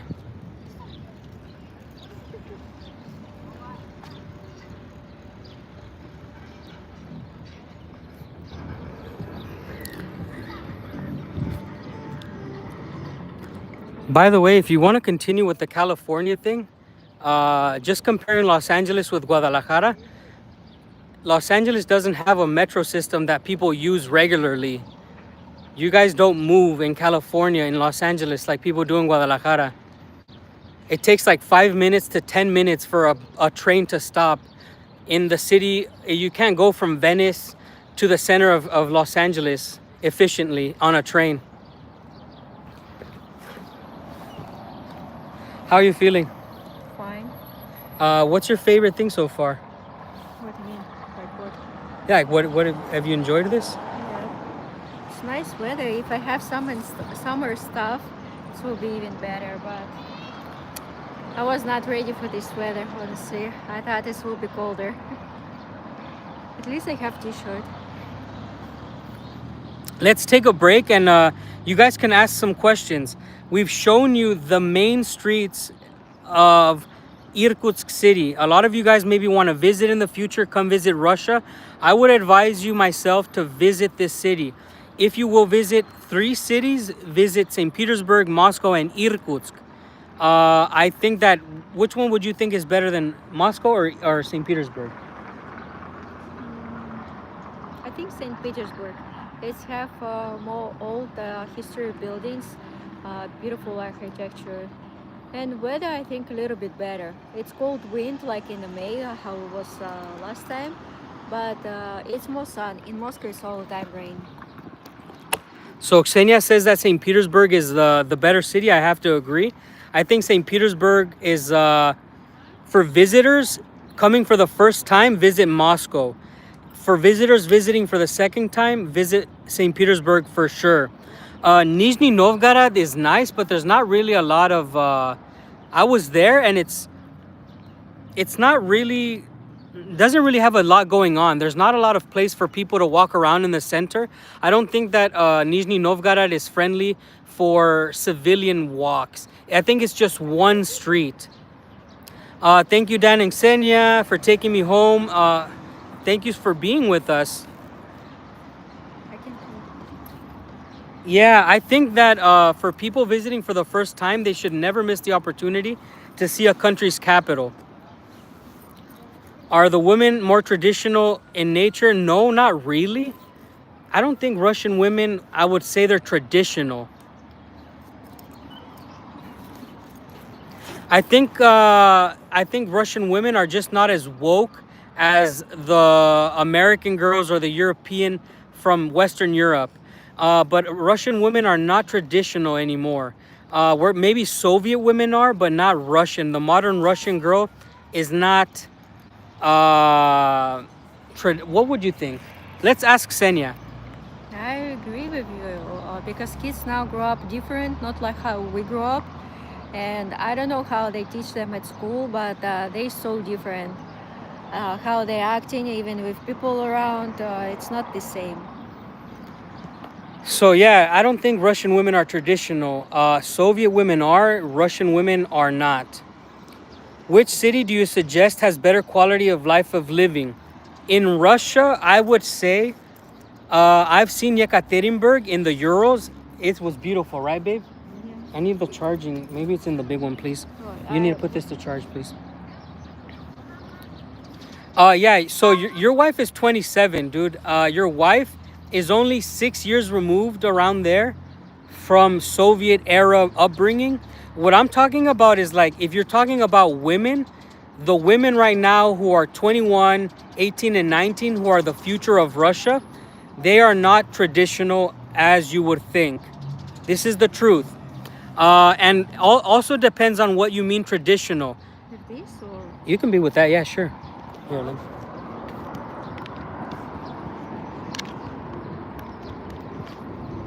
Is it charging? Yes. Okay, maybe we'll put inside or? Yes, you can put it inside. So, traditional, what I would consider traditional is a woman who doesn't want to be a man and a woman who wants to have children and make a family. Okay? So, that is traditional to me. A woman who doesn't have a penis.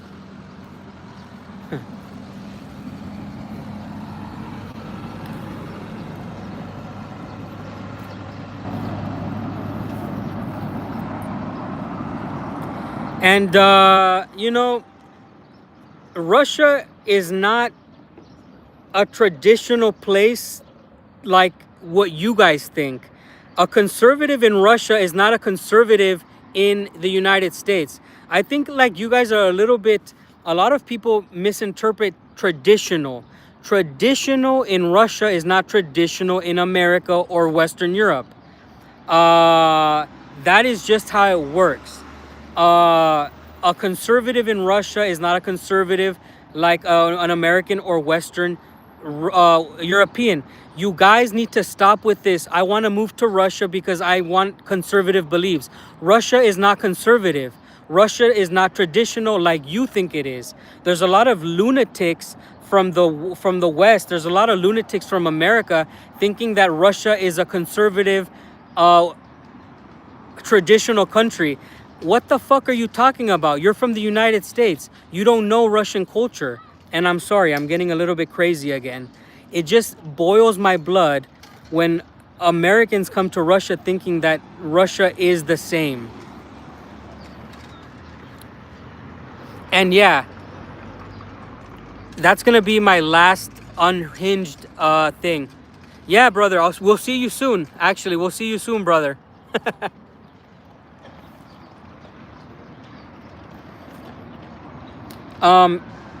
I can say that the United States conservatives are a lot similar to Canadians, to maybe Germans.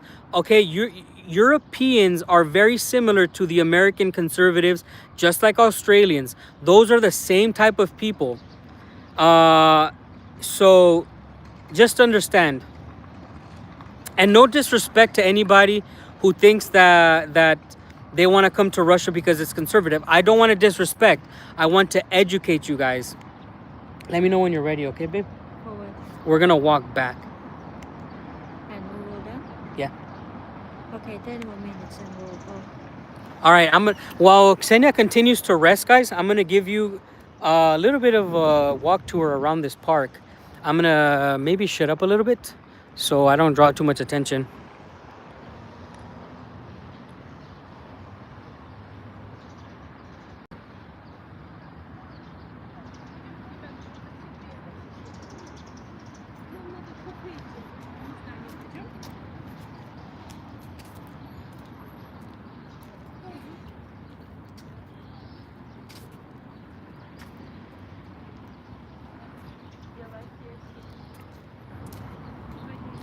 That's wild that you would say stuff like that. This is a community of awesome people, man. It's not about monetizing, although I do appreciate the support. It's just bringing awareness. I am proud to live in this part of Russia. I am proud to have gone through what I've gone through. So you're crazy.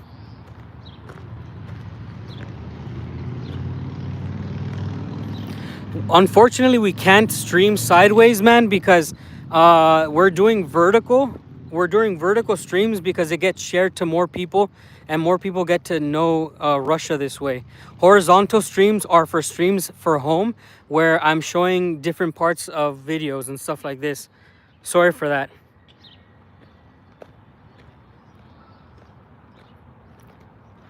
So the reason why there's not a lot of flowers yet is because it is not main spring.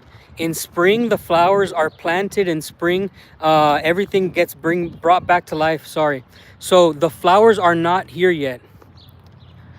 Now you can see that they do take care of the gardens. Eventually, these things may flower, may have flowers. The gardens don't have flowers themselves, but it is what it is.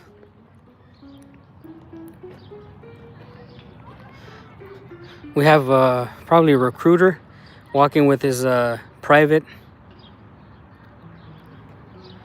I live in the city of I live in Irkutsk. This is Irkutsk city. This is the capital of the oblast. But I live in Slyudanka.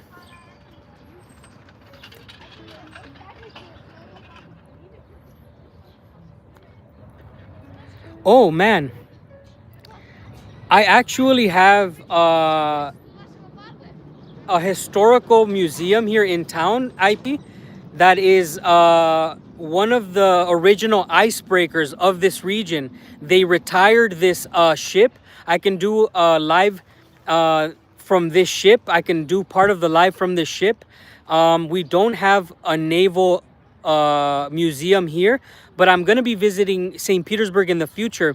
And you know, St. Petersburg is a very historic place for the Russian fleet.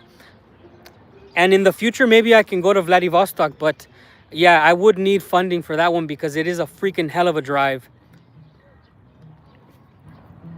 Dan, a lot of women who like women are changing back with regrets. Yeah, for sure.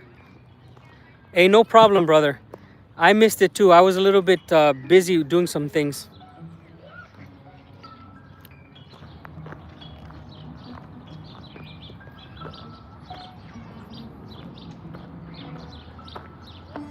So this here is the park. Sorry, brother. I know when I say I was busy doing some things, I get caught up, you know, my brain. I get caught up thinking about some things and replying to some things. So as you guys can see, there are no flowers. Somebody mentioned this, but in a future live, you're gonna see more flowers because we have winter. Winter kills everything. We're looking at about -20, -30 degrees. Not a lot of things can survive that. Not even some trees can survive that weather.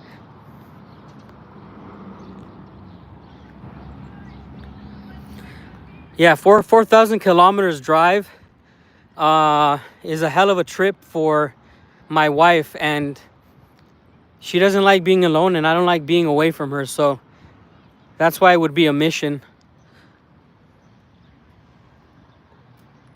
Exactly, brother.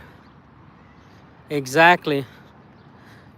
There were thousands of people out on the streets. Here, there may have been at least 10,000 people who walked through here.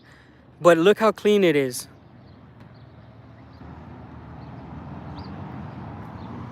The railroad station is across the Angara River. The railroad station to the city is across the river.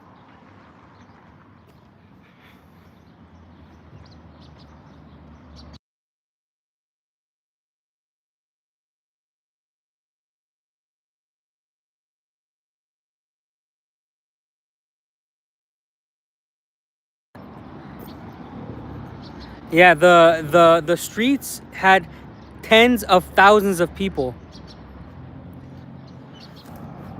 And the dirtiest thing is the kids were riding on the floor, which is something that I love, that Russian kids are allowed to have fun on the ground. Oh, I know this guy.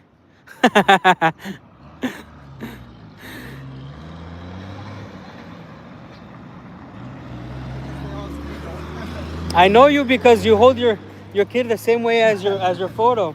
Привет, я Саша. Yeah. How far did you walk? Мы обычно здесь гуляем по набережной. Usually they walk here. We just have a subscriber who came to visit us, found us. I'm not hard to find.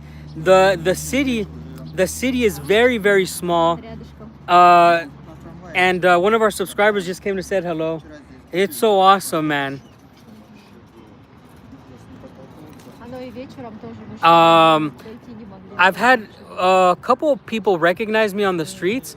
Some people feel intimidated because I'm not speaking Russian to them, but I always encourage people, come say hello. I love meeting people who are subscribed to the channel. А в этот раз смотрел, потом салют закончился. Mario, when you come visit us, you have a place here, brother. We will show you. Пошел во вкус взрослых. I'm gonna go record the trash. So, IP was talking about how clean it is, and Alexander was talking about how clean it is, and I'll show you why. Okay? And by the way, here is a little memorial here for May 9th.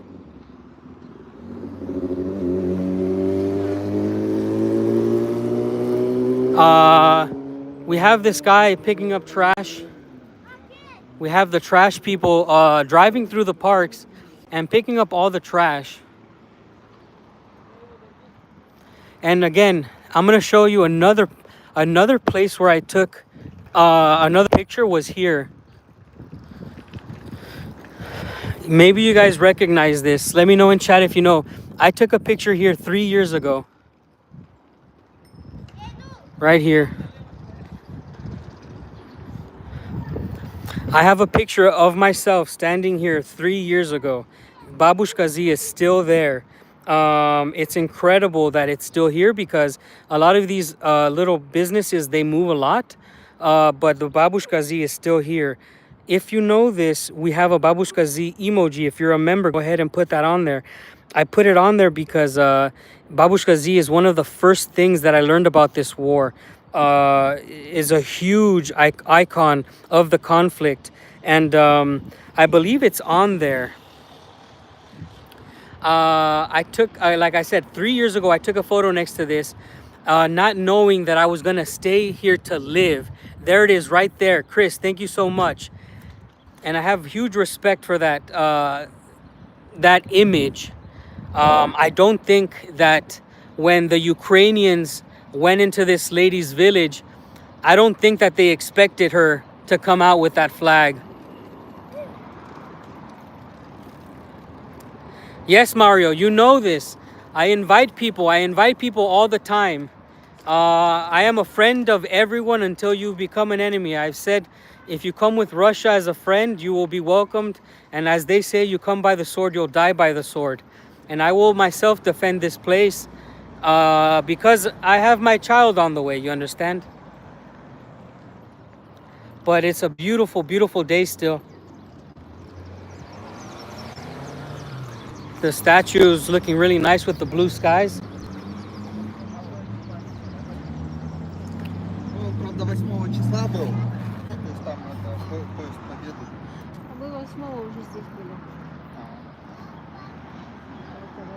У него был прием в больнице, потом у меня был. Поэтому мы это все пропустили. Hopefully we don't get attacked today with these bots. Because once one comes, it's just a freaking waterfall. Сегодня мне тоже надо было на прием с утра. И завтра на прием. Там у нас почти Австралия. Рассказывала ему. Ну, вот этот вот музыкальный Oh, look at that. театр на берегу, он как австралийский в Сиднее паруса. Ну он видел еще, мы 3 года назад гуляли, он видел. Он как-то уже привык. Ну все, ходили, он раньше меня встречал, когда с работы, мы здесь кругами вообще. I'm just taking a small break, guys. I'm gonna drink some water. Он рвется на площадку. Хорошо. Пока.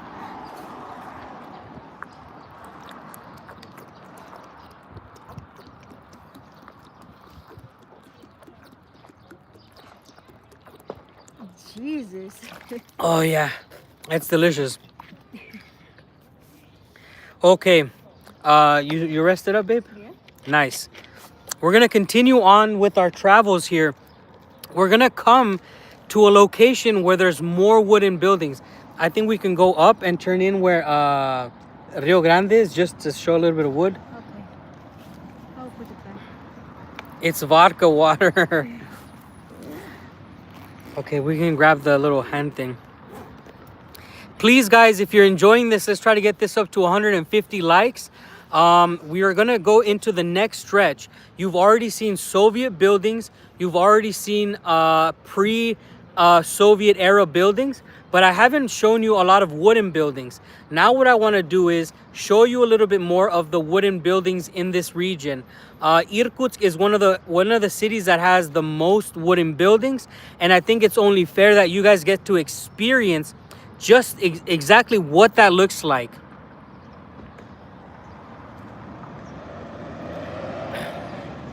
Your wife is very faithful. She said some very nice words for you in Russian with the conversation with the guy. Oh yeah, you did? I just love my husband and I talk about our life. Thank you for that, man. I don't know how to do this thing. I'm scared to go. Whoa, what the? Boom. Good morning. Welcome to the live stream. So, I've been using this thing here. I think I opened it like this. Huh? We're gonna put you guys on now.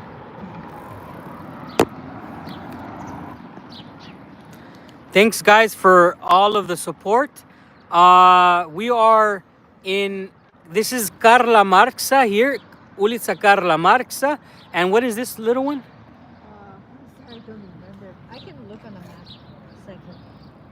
Because I don't remember all streets in Irkutsk. Are you from Irkutsk? Are you from this city? We have a lot of people. Boulevard Gagarina. Okay. We're gonna continue this tour, guys. Let's do this. Backpack on. I haven't even had to charge my cell phone today. This has been a pretty short live stream, but it's been very enjoyable. What is this? That's the street? Boulevard Gagarina, yeah. Ah, okay. I don't know. Maybe you're from the city of Irkutsk, yeah? Let's go ahead and turn this around and show you what we're looking at. Hey, Lily Ramos, welcome back. I hope you're doing great. Hi is already Russian, guys. Guys, don't be scared to visit Russia. Exactly, visit Russia.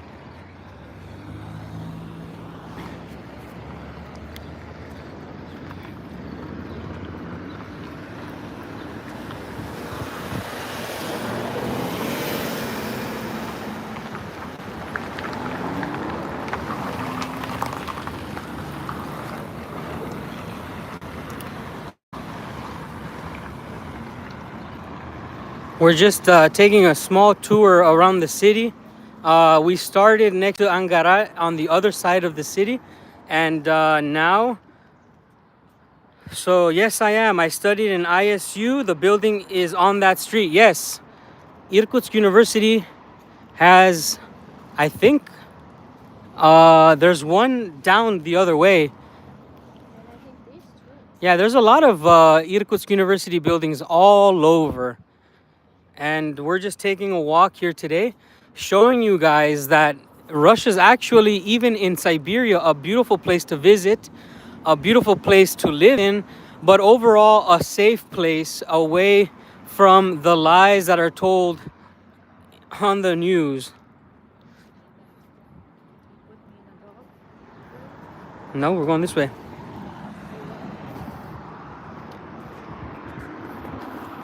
Let's go. And I think we're gonna be coming into some wooden buildings soon. Just gonna get into the streets a little bit more. But it's okay. But always do pay attention to just what the scenery is like. There's not a lot of huge tall buildings in the skylines in this city. There's actually, I don't think I've seen one skyscraper. There is no skyscrapers here, huh?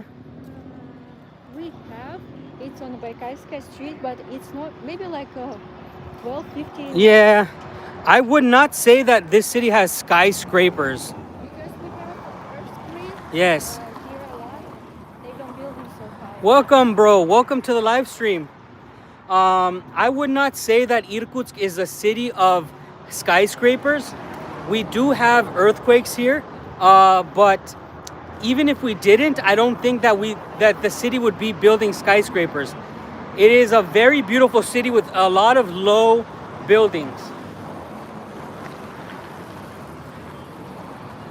And it's really nice because we have a lot of trees in the city. Yeah, there's actually a lot of trees, right? Yeah. It's really important because air can be really dirty and these trees help. And they try growing like here on the street. They try growing new trees for the land fresh. In the summer it's really so green and like you walk in a small town. Yeah, what Ksenia is saying is that this city actually has a lot of trees, and they're even planting more trees. Hey, Matthew, welcome, my friend.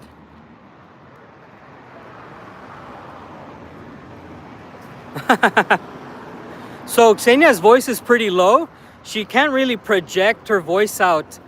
We do have microphones, but I didn't bring them today.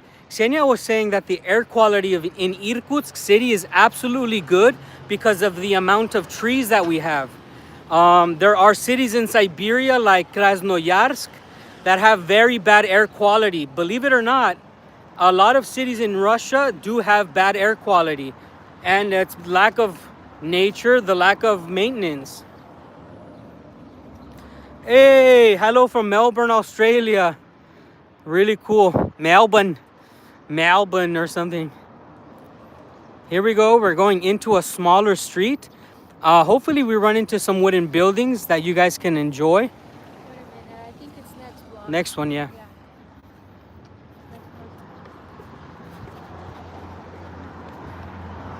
Welcome everybody who's just joining us. We are taking a walking trip in Siberia's most beautiful city, also known as Irkutsk. This is in central Siberia. Thank you, my friend. Yes, this is from factories. A lot of factories, and just like city planning is very bad in some of these places, and they don't really take care of the air. But Irkutsk doesn't have that problem. Irkutsk air is very fresh. The air that comes from the river keeps it fresh in temperature. What the heck is that guy grabbing her ass? Yeah. Jesus.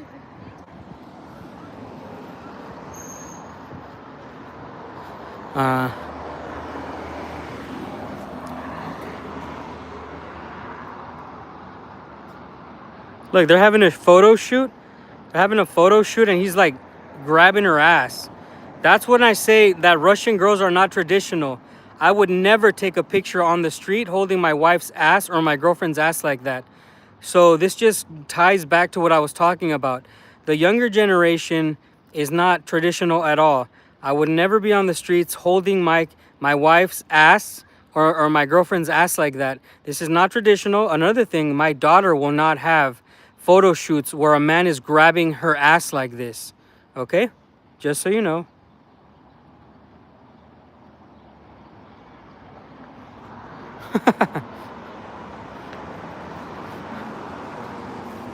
I think that kind of seals the deal on what I was trying to explain.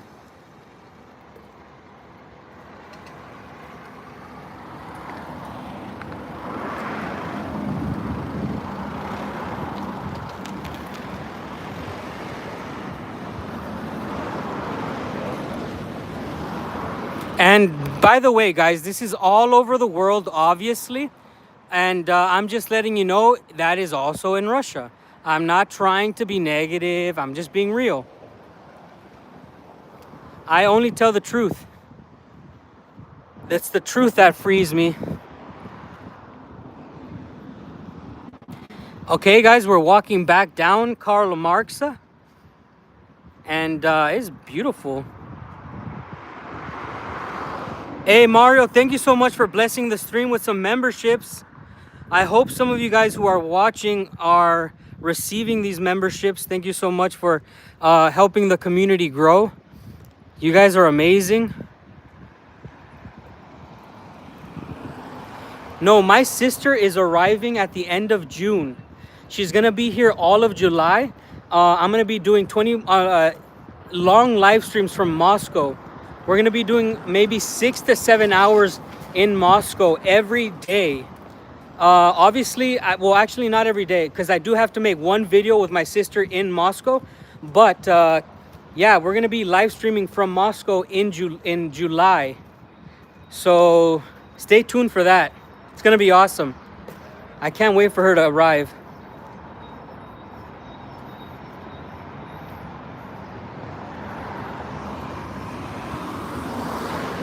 Here we are. We're just about to turn the corner and go into a smaller street so you guys can see a little bit more of what the real old buildings look like. There we are, right there. So please, guys, make sure to subscribe if you haven't subscribed so you guys can give your opinions on this. We are now entering the streets with wooden buildings. These buildings themselves are obviously at least, well, I don't want to guesstimate, but let's just say that they're at least 50 years old, which is very, very safe. This is a conservative guesstimate. Yes, my sister is absolutely traditional. I raised her as a daughter. So the sister that's coming is my youngest sister. I'm a son of a single mother, and I essentially raised her as my own. So she is exactly like me. You'll meet her and you'll see. I am saying that these buildings are at least 50 years, but I'm giving you guys a conservative guesstimate because it's very likely that these buildings are 80 to 100 years old. Okay? This is essentially a street that has these buildings, and this is all over Irkutsk. This is not only in this area. There are many, many streets with 100-year-old buildings. You have them on both sides, on that side and on this side. Yeah. Oh, man, we have an original viewer. Ivan remembers my sister Luz. Actually, another cool thing about my sister is, careful, babe, is my sister's gonna be performing in Irkutsk. She's gonna be singing. She's gonna be performing songs in English. So I think you guys are gonna have a lot of fun. We're gonna be live streaming everything. Let's keep going. Hey, babe. Keep walking, because you're starting to walk like a pregnant person. Yeah.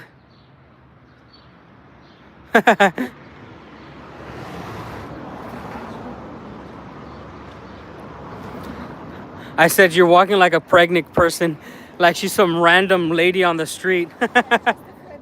Sorry. Look at these buildings.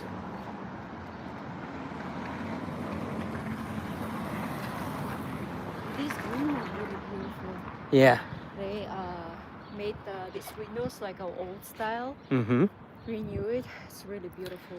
If you guys come and visit again, we will give you beautiful tours of this area. I've done these type of walks without a phone so many times with my wife, and there are many things that I really love that I'm pretty sure you guys will love as well.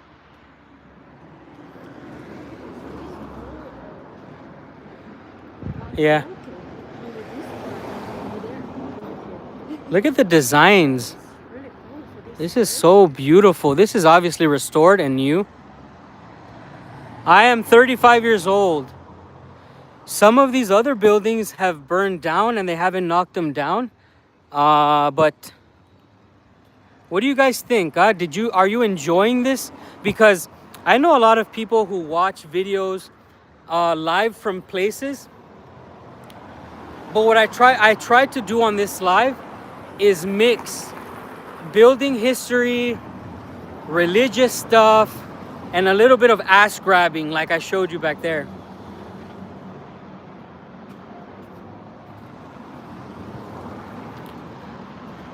Yes, these wooden buildings here, we're coming up on one of the more beautiful ones in the town, in the city rather. Yeah. Thank you so much for having positive vibes about this. I really enjoy making these live streams for you guys. My wife and I, we've been doing a lot more lives. Again, my wife is pregnant and she's usually my videographer, and I don't have, she doesn't have the time anymore as much as we used to go record videos.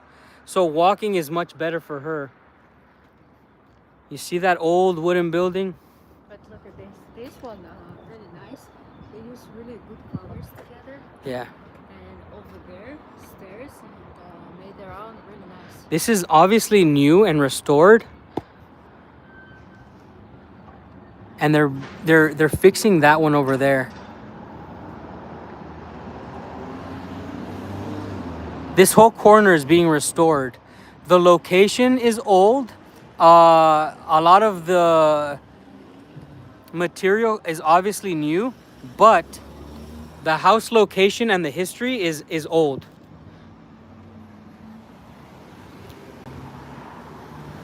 Rio Grande is over there, right? Yeah. Yes. Papa John's a little bit far from Rio Grande. Please stay on the stream with me for maybe 5 more minutes, guys. I'm gonna take you somewhere that you might have not expected.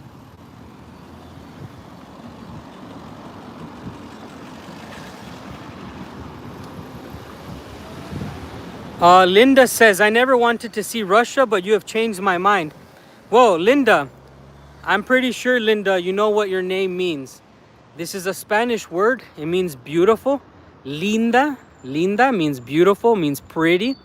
And anything in the world can be pretty. You just have to see it, maybe not through your same eyes, right? So because we're showing you what I'm seeing, maybe this has changed your mind a little bit. I am not saying that Irkutsk is the perfect city, but it is definitely worth visiting. And I think that it's like this for all of the world, as long as you're safe. I am so happy to read that type of comment. I really, really appreciate you so much. I want to say thank you so much for commenting that, because it's stuff like this type of comment does motivate me to continue live streaming.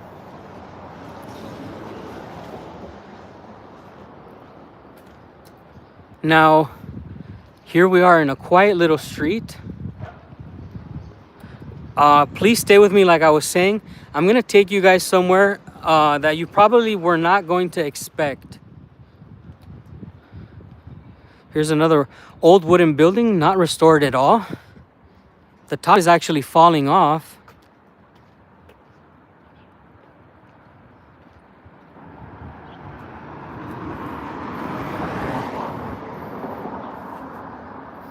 Okay, the windows are modern, but the outside doors are of original time.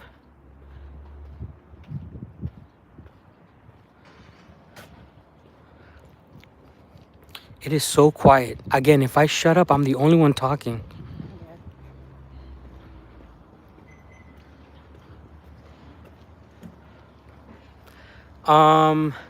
I have a museum in my hometown, but I can look for museums for you guys. If these streams continue and people continue to support, there can definitely be episodes dedicated to things that you guys want to see, obviously. Now, we saw this get rebuilt. Yeah. It was wood wall, and now they will make metal. Yeah. They made it really nice. Yeah.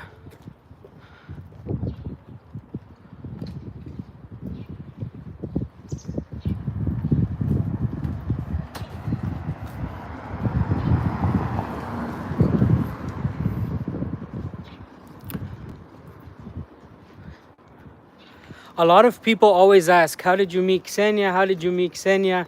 Where did you meet Ksenia? I'm walking on the street where I met my wife.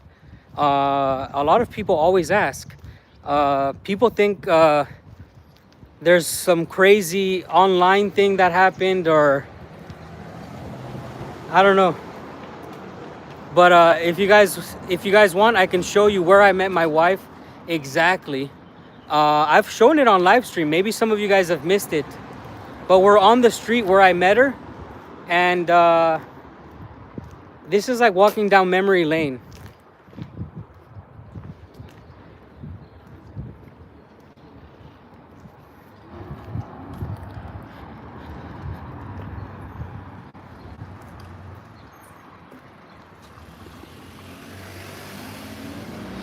We've made a video about it, but I'll give you guys a summary as we're walking up to it.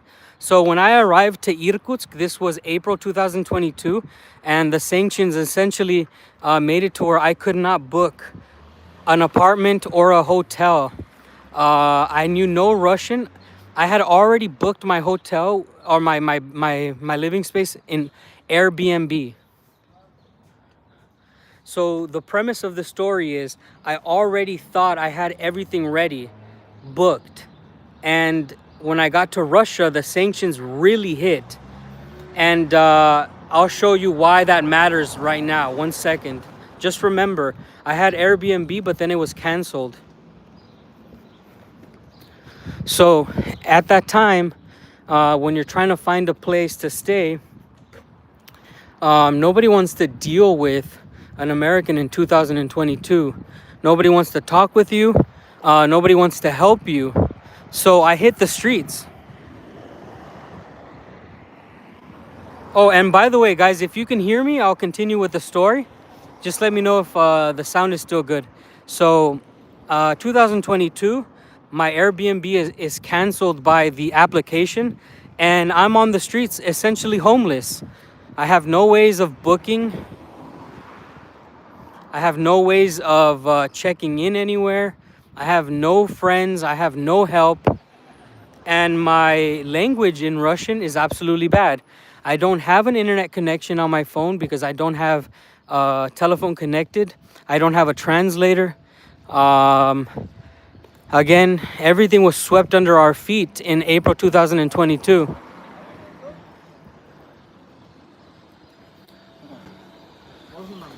The American companies completely abandoned their citizens in Russia. It was not the Russians who made life difficult for us. It was our own countries who betrayed us. And I was stranded. But I was in the military. I've slept in people's front yards who want to kill me. I had no problem doing this. But what I started doing was asking bar by bar. I was asking people, can somebody help me just find an apartment? So I was walking down the street, going from cafe to cafe, asking people, hey, do you guys speak English? Can somebody please help me? And nobody wanted to help the American in 2022 because there's a freaking war going on. And Ksenia, I don't know if you guys know, but her English is decent. It's not a bad English. She doesn't even have a thick Russian accent when she pronounces some things. She gave me a chance and helped me. And when I say she helped me book an apartment. I had cash, and she helped me in guiding me in where it was. I kept her phone number, I saved it, and we started going steady. I just started asking her for favors because she was the only person who would help. This, you just stand there. This is where she worked, right here in this building, on the second floor. Yeah. So just remember that, because there's a cafe right across where she used to take her breaks. Okay, she took breaks at this cafe, and this happens to be a cafe that I went in there desperately asking for help, and that's it.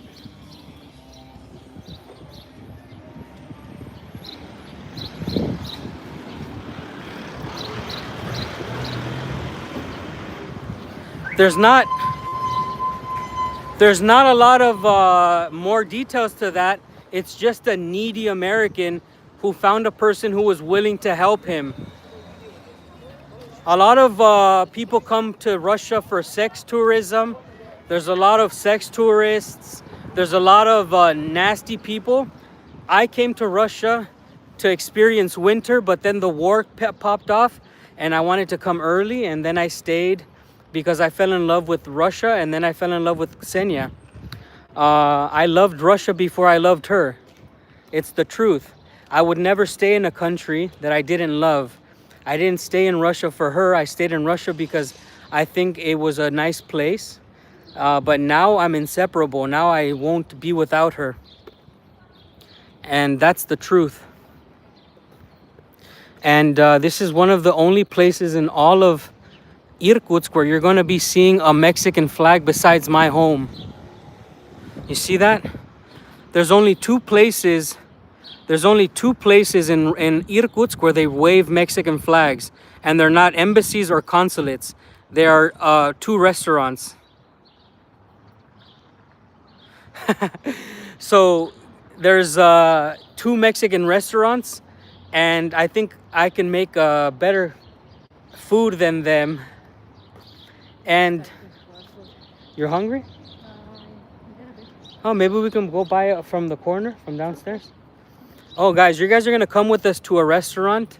It's right next to our apartment where we're staying, and I'm gonna show you how can I order? Never mind.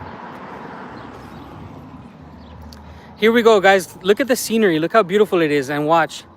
Ksenia's gonna take a pictures of this. She has a Instagram that she uses. Look at.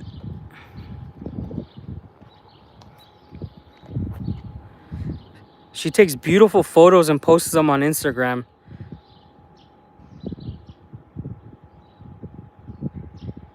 Oh, Tucson, Arizona, for sure, delicious food. Yeah, Irkutsk has Mexican food, but it's not great at all. Which is, Mexican food is hard to mess up, but it's okay.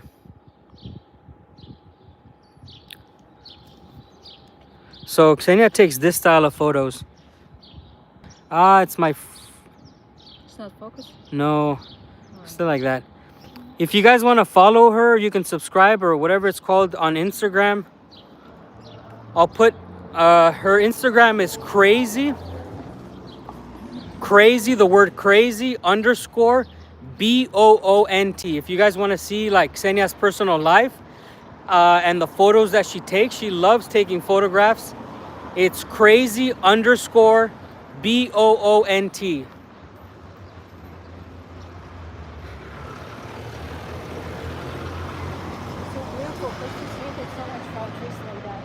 Yeah. Let's have some time for some questions, guys. Does anybody have any questions? Does anybody have any comments that you would like to get read out loud? This has been almost 150 minutes of streaming. We've seen a lot of the city, but there's so much left to see. smells so delicious. It smells incredible. The flowers. Oh, this girl made photos too. Yeah, she's taking photos. Hey, thank you, Mario. And you know, I believe... Oh, it's Cheryamuka already growing. I believe Ksenia and I are opposites, but so similar in so many ways. What are your plans for the year? So this year, our plans are we're gonna do the foundation of our home. You know, we're building a house in Sludanka, and we want to build the foundation. This is a number one building priority. But the plans for us is I want my wife to deliver our first healthy baby in October. You guys know my wife is pregnant, and this year the most important thing is my wife and baby's health. As long as my wife is healthy and the baby is healthy and it comes out nice and healthy, I don't care if we build the house in this year or in 50 years. Oh, it's spider lion over here. Yeah. What kind of Russian food do I like? I usually eat everything my wife cooks, but her father cooks the best borscht in the world. And you can come visit and you can put it to the test. Do you have the design for the house yet? Yes, we do, Linda. We posted the design in one of our most recent videos. But I can do it on a live in the future. Comment, Ksenia looks beautiful.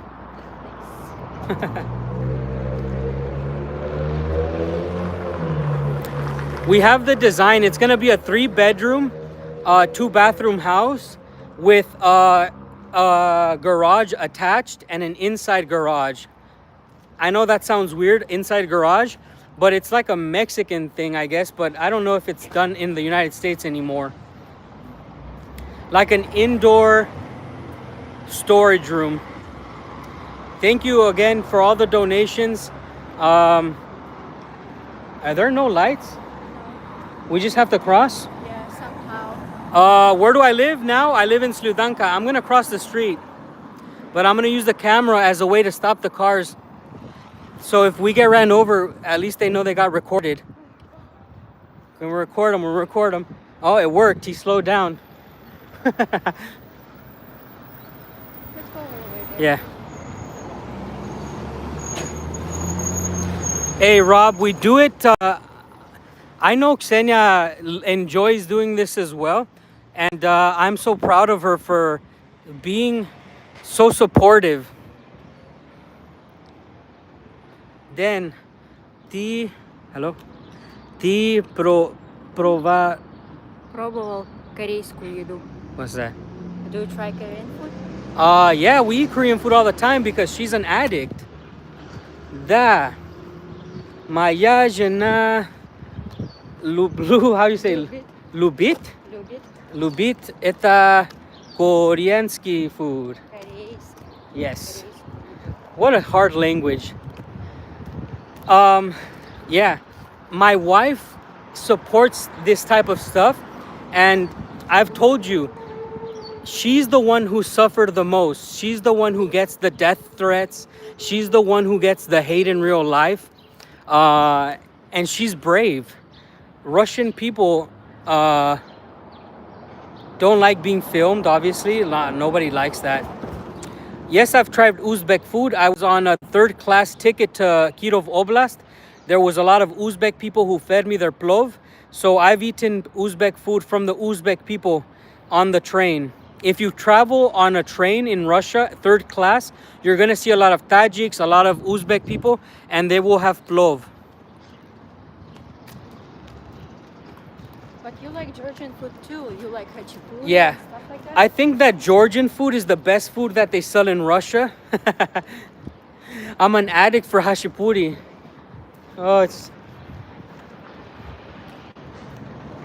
Oh, Linda, we just passed, Linda, on this stream, we passed in front of an Italian restaurant. There's a lot of restaurants here in Irkutsk that are Italian, and they're delicious. Well, my wife gets hate because she's dating a foreigner. Like, Russian men have threatened her life. And we've talked about this on stream before. So because our story went viral a few years ago, or last year, inside of Russia, our story went viral. One second, we'll pass some noise.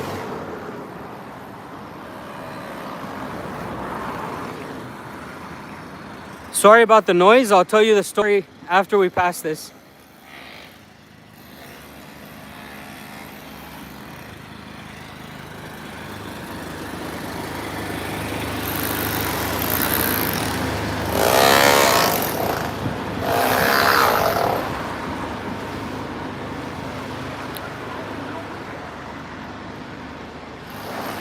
Okroshka soup.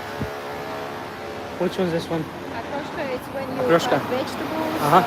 like sausages. Have I and ate this? put, wait, can I finish first? Just tell me if I ate it or not. No, Okay, I haven't ate it. I don't like it. You don't like it?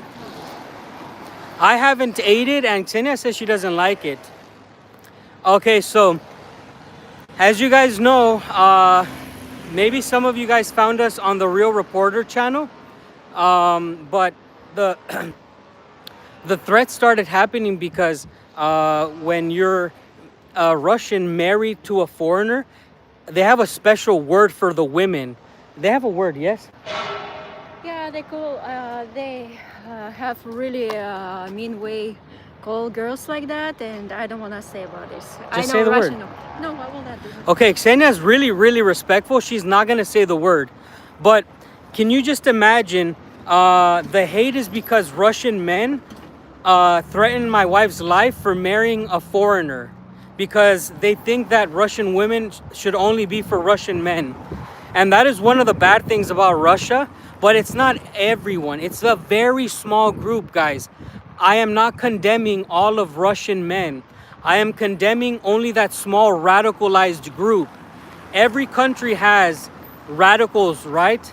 So they threatened my wife's life for about 2 years. For 2 years, we were getting death threats. And again, this is why I say that I love her for this, because I was not getting the death threats. They didn't want to kill me or hurt me. They wanted to make an example out of her because she's the Russian. And we kind of got over it because it was not stopping for about 2 years. And eventually it just stopped. But it's okay. It's not the end of the world. I was ready to take it as far as that I needed to take it. But now I believe that nothing can stop us. In the beginning, maybe because of the situation, like a lot of Russian patriotism, it's died down, you understand? In 2022, 2023, it was very hard. And I understand why it was hard, because the conflict was very fresh and we were just a target. But it's not a problem. I'm not complaining about it. I'm just saying how proud I am of my wife being so brave. A lot of people would crumble under that pressure.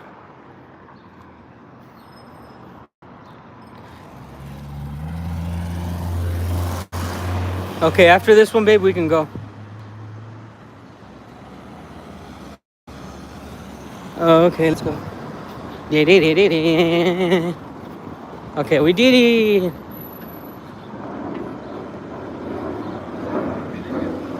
Okay, guys, let's see if I can find a nice table in here. We're gonna get some food, and you're gonna see the prices so that you understand. Oh, there's a lot of space, eh? People are still tired from May 9th. Can you get me a Caesar salad and the noodles, please? Yes, please. Here? Yeah, yes. So I'm gonna show you now what I'm gonna get.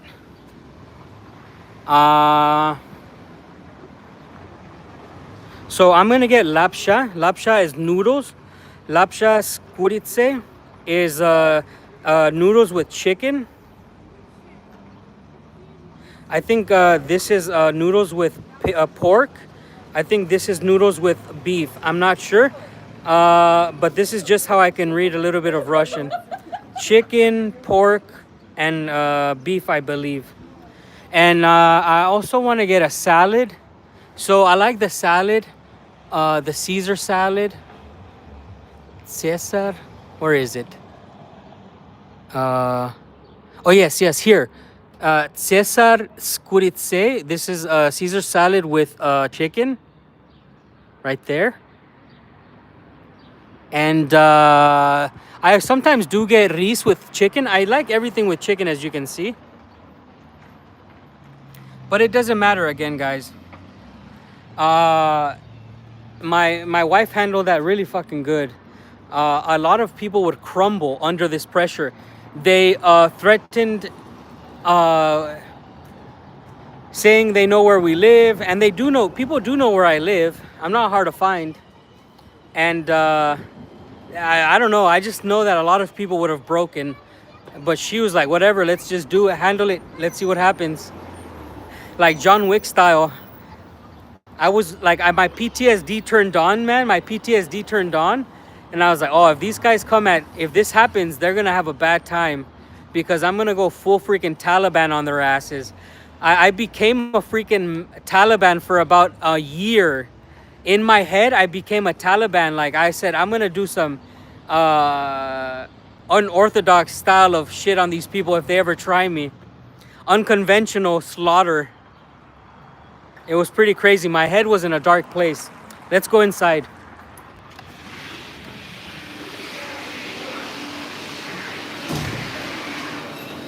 Where the hell does the sushi go?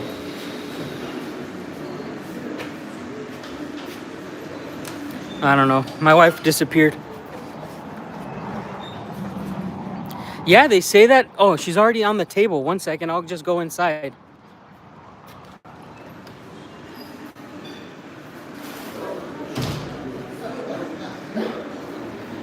You're already at the table. Did you get the bacon things? Did you get the bacon things with cheese? Nice. Oh, here's good. When the food comes, we'll end stream so you guys can see what we ordered.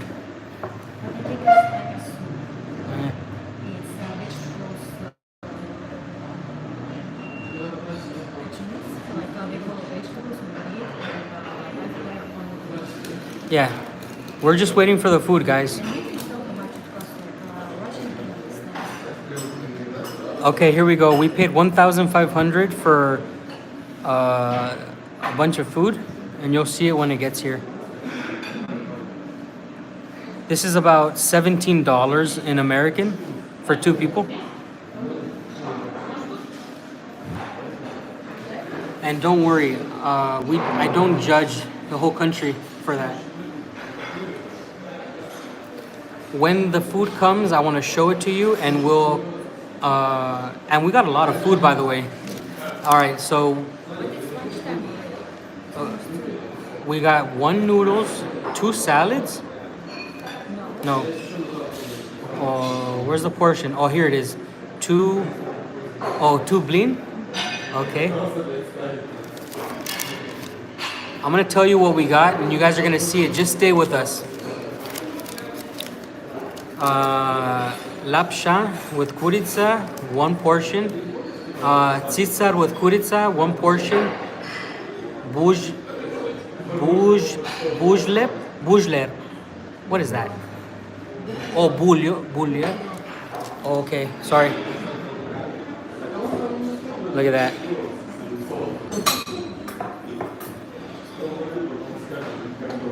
It's really hard to read there. So Ksenia got like a soup, and these things are like what is it?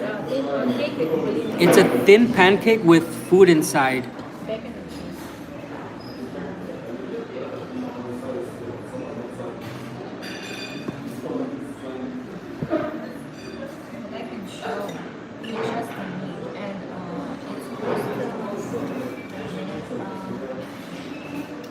Where's the pickle juice, they say? No, it's done already in the past. And this meat, for ribs, costs 220 rubles. Russian language, bobcat versus rice. What is that? I don't know. Bobcat versus rice. We don't do Big Macs here.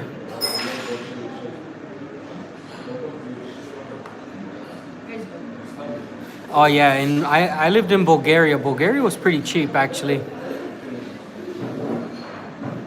You got the bone in there, babe? Yeah, it's ribs. Oh yeah, so yeah, this is the ribs. It's juicy meat. Oh, babe, how do you say bobcat in Russian? It's the cat that lives in. Nuts, I think. Oh, I don't know. I got a morse.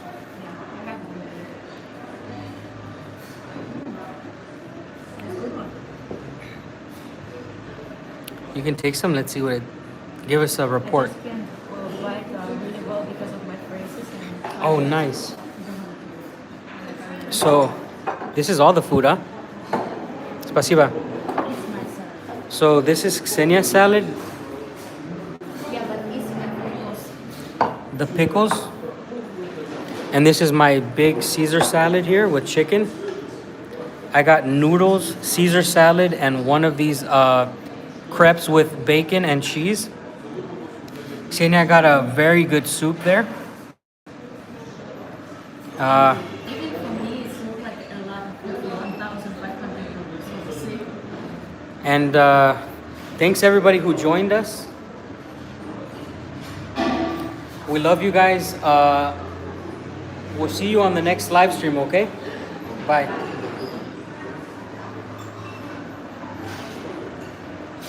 Bye, my friends. Thank you so much for the support.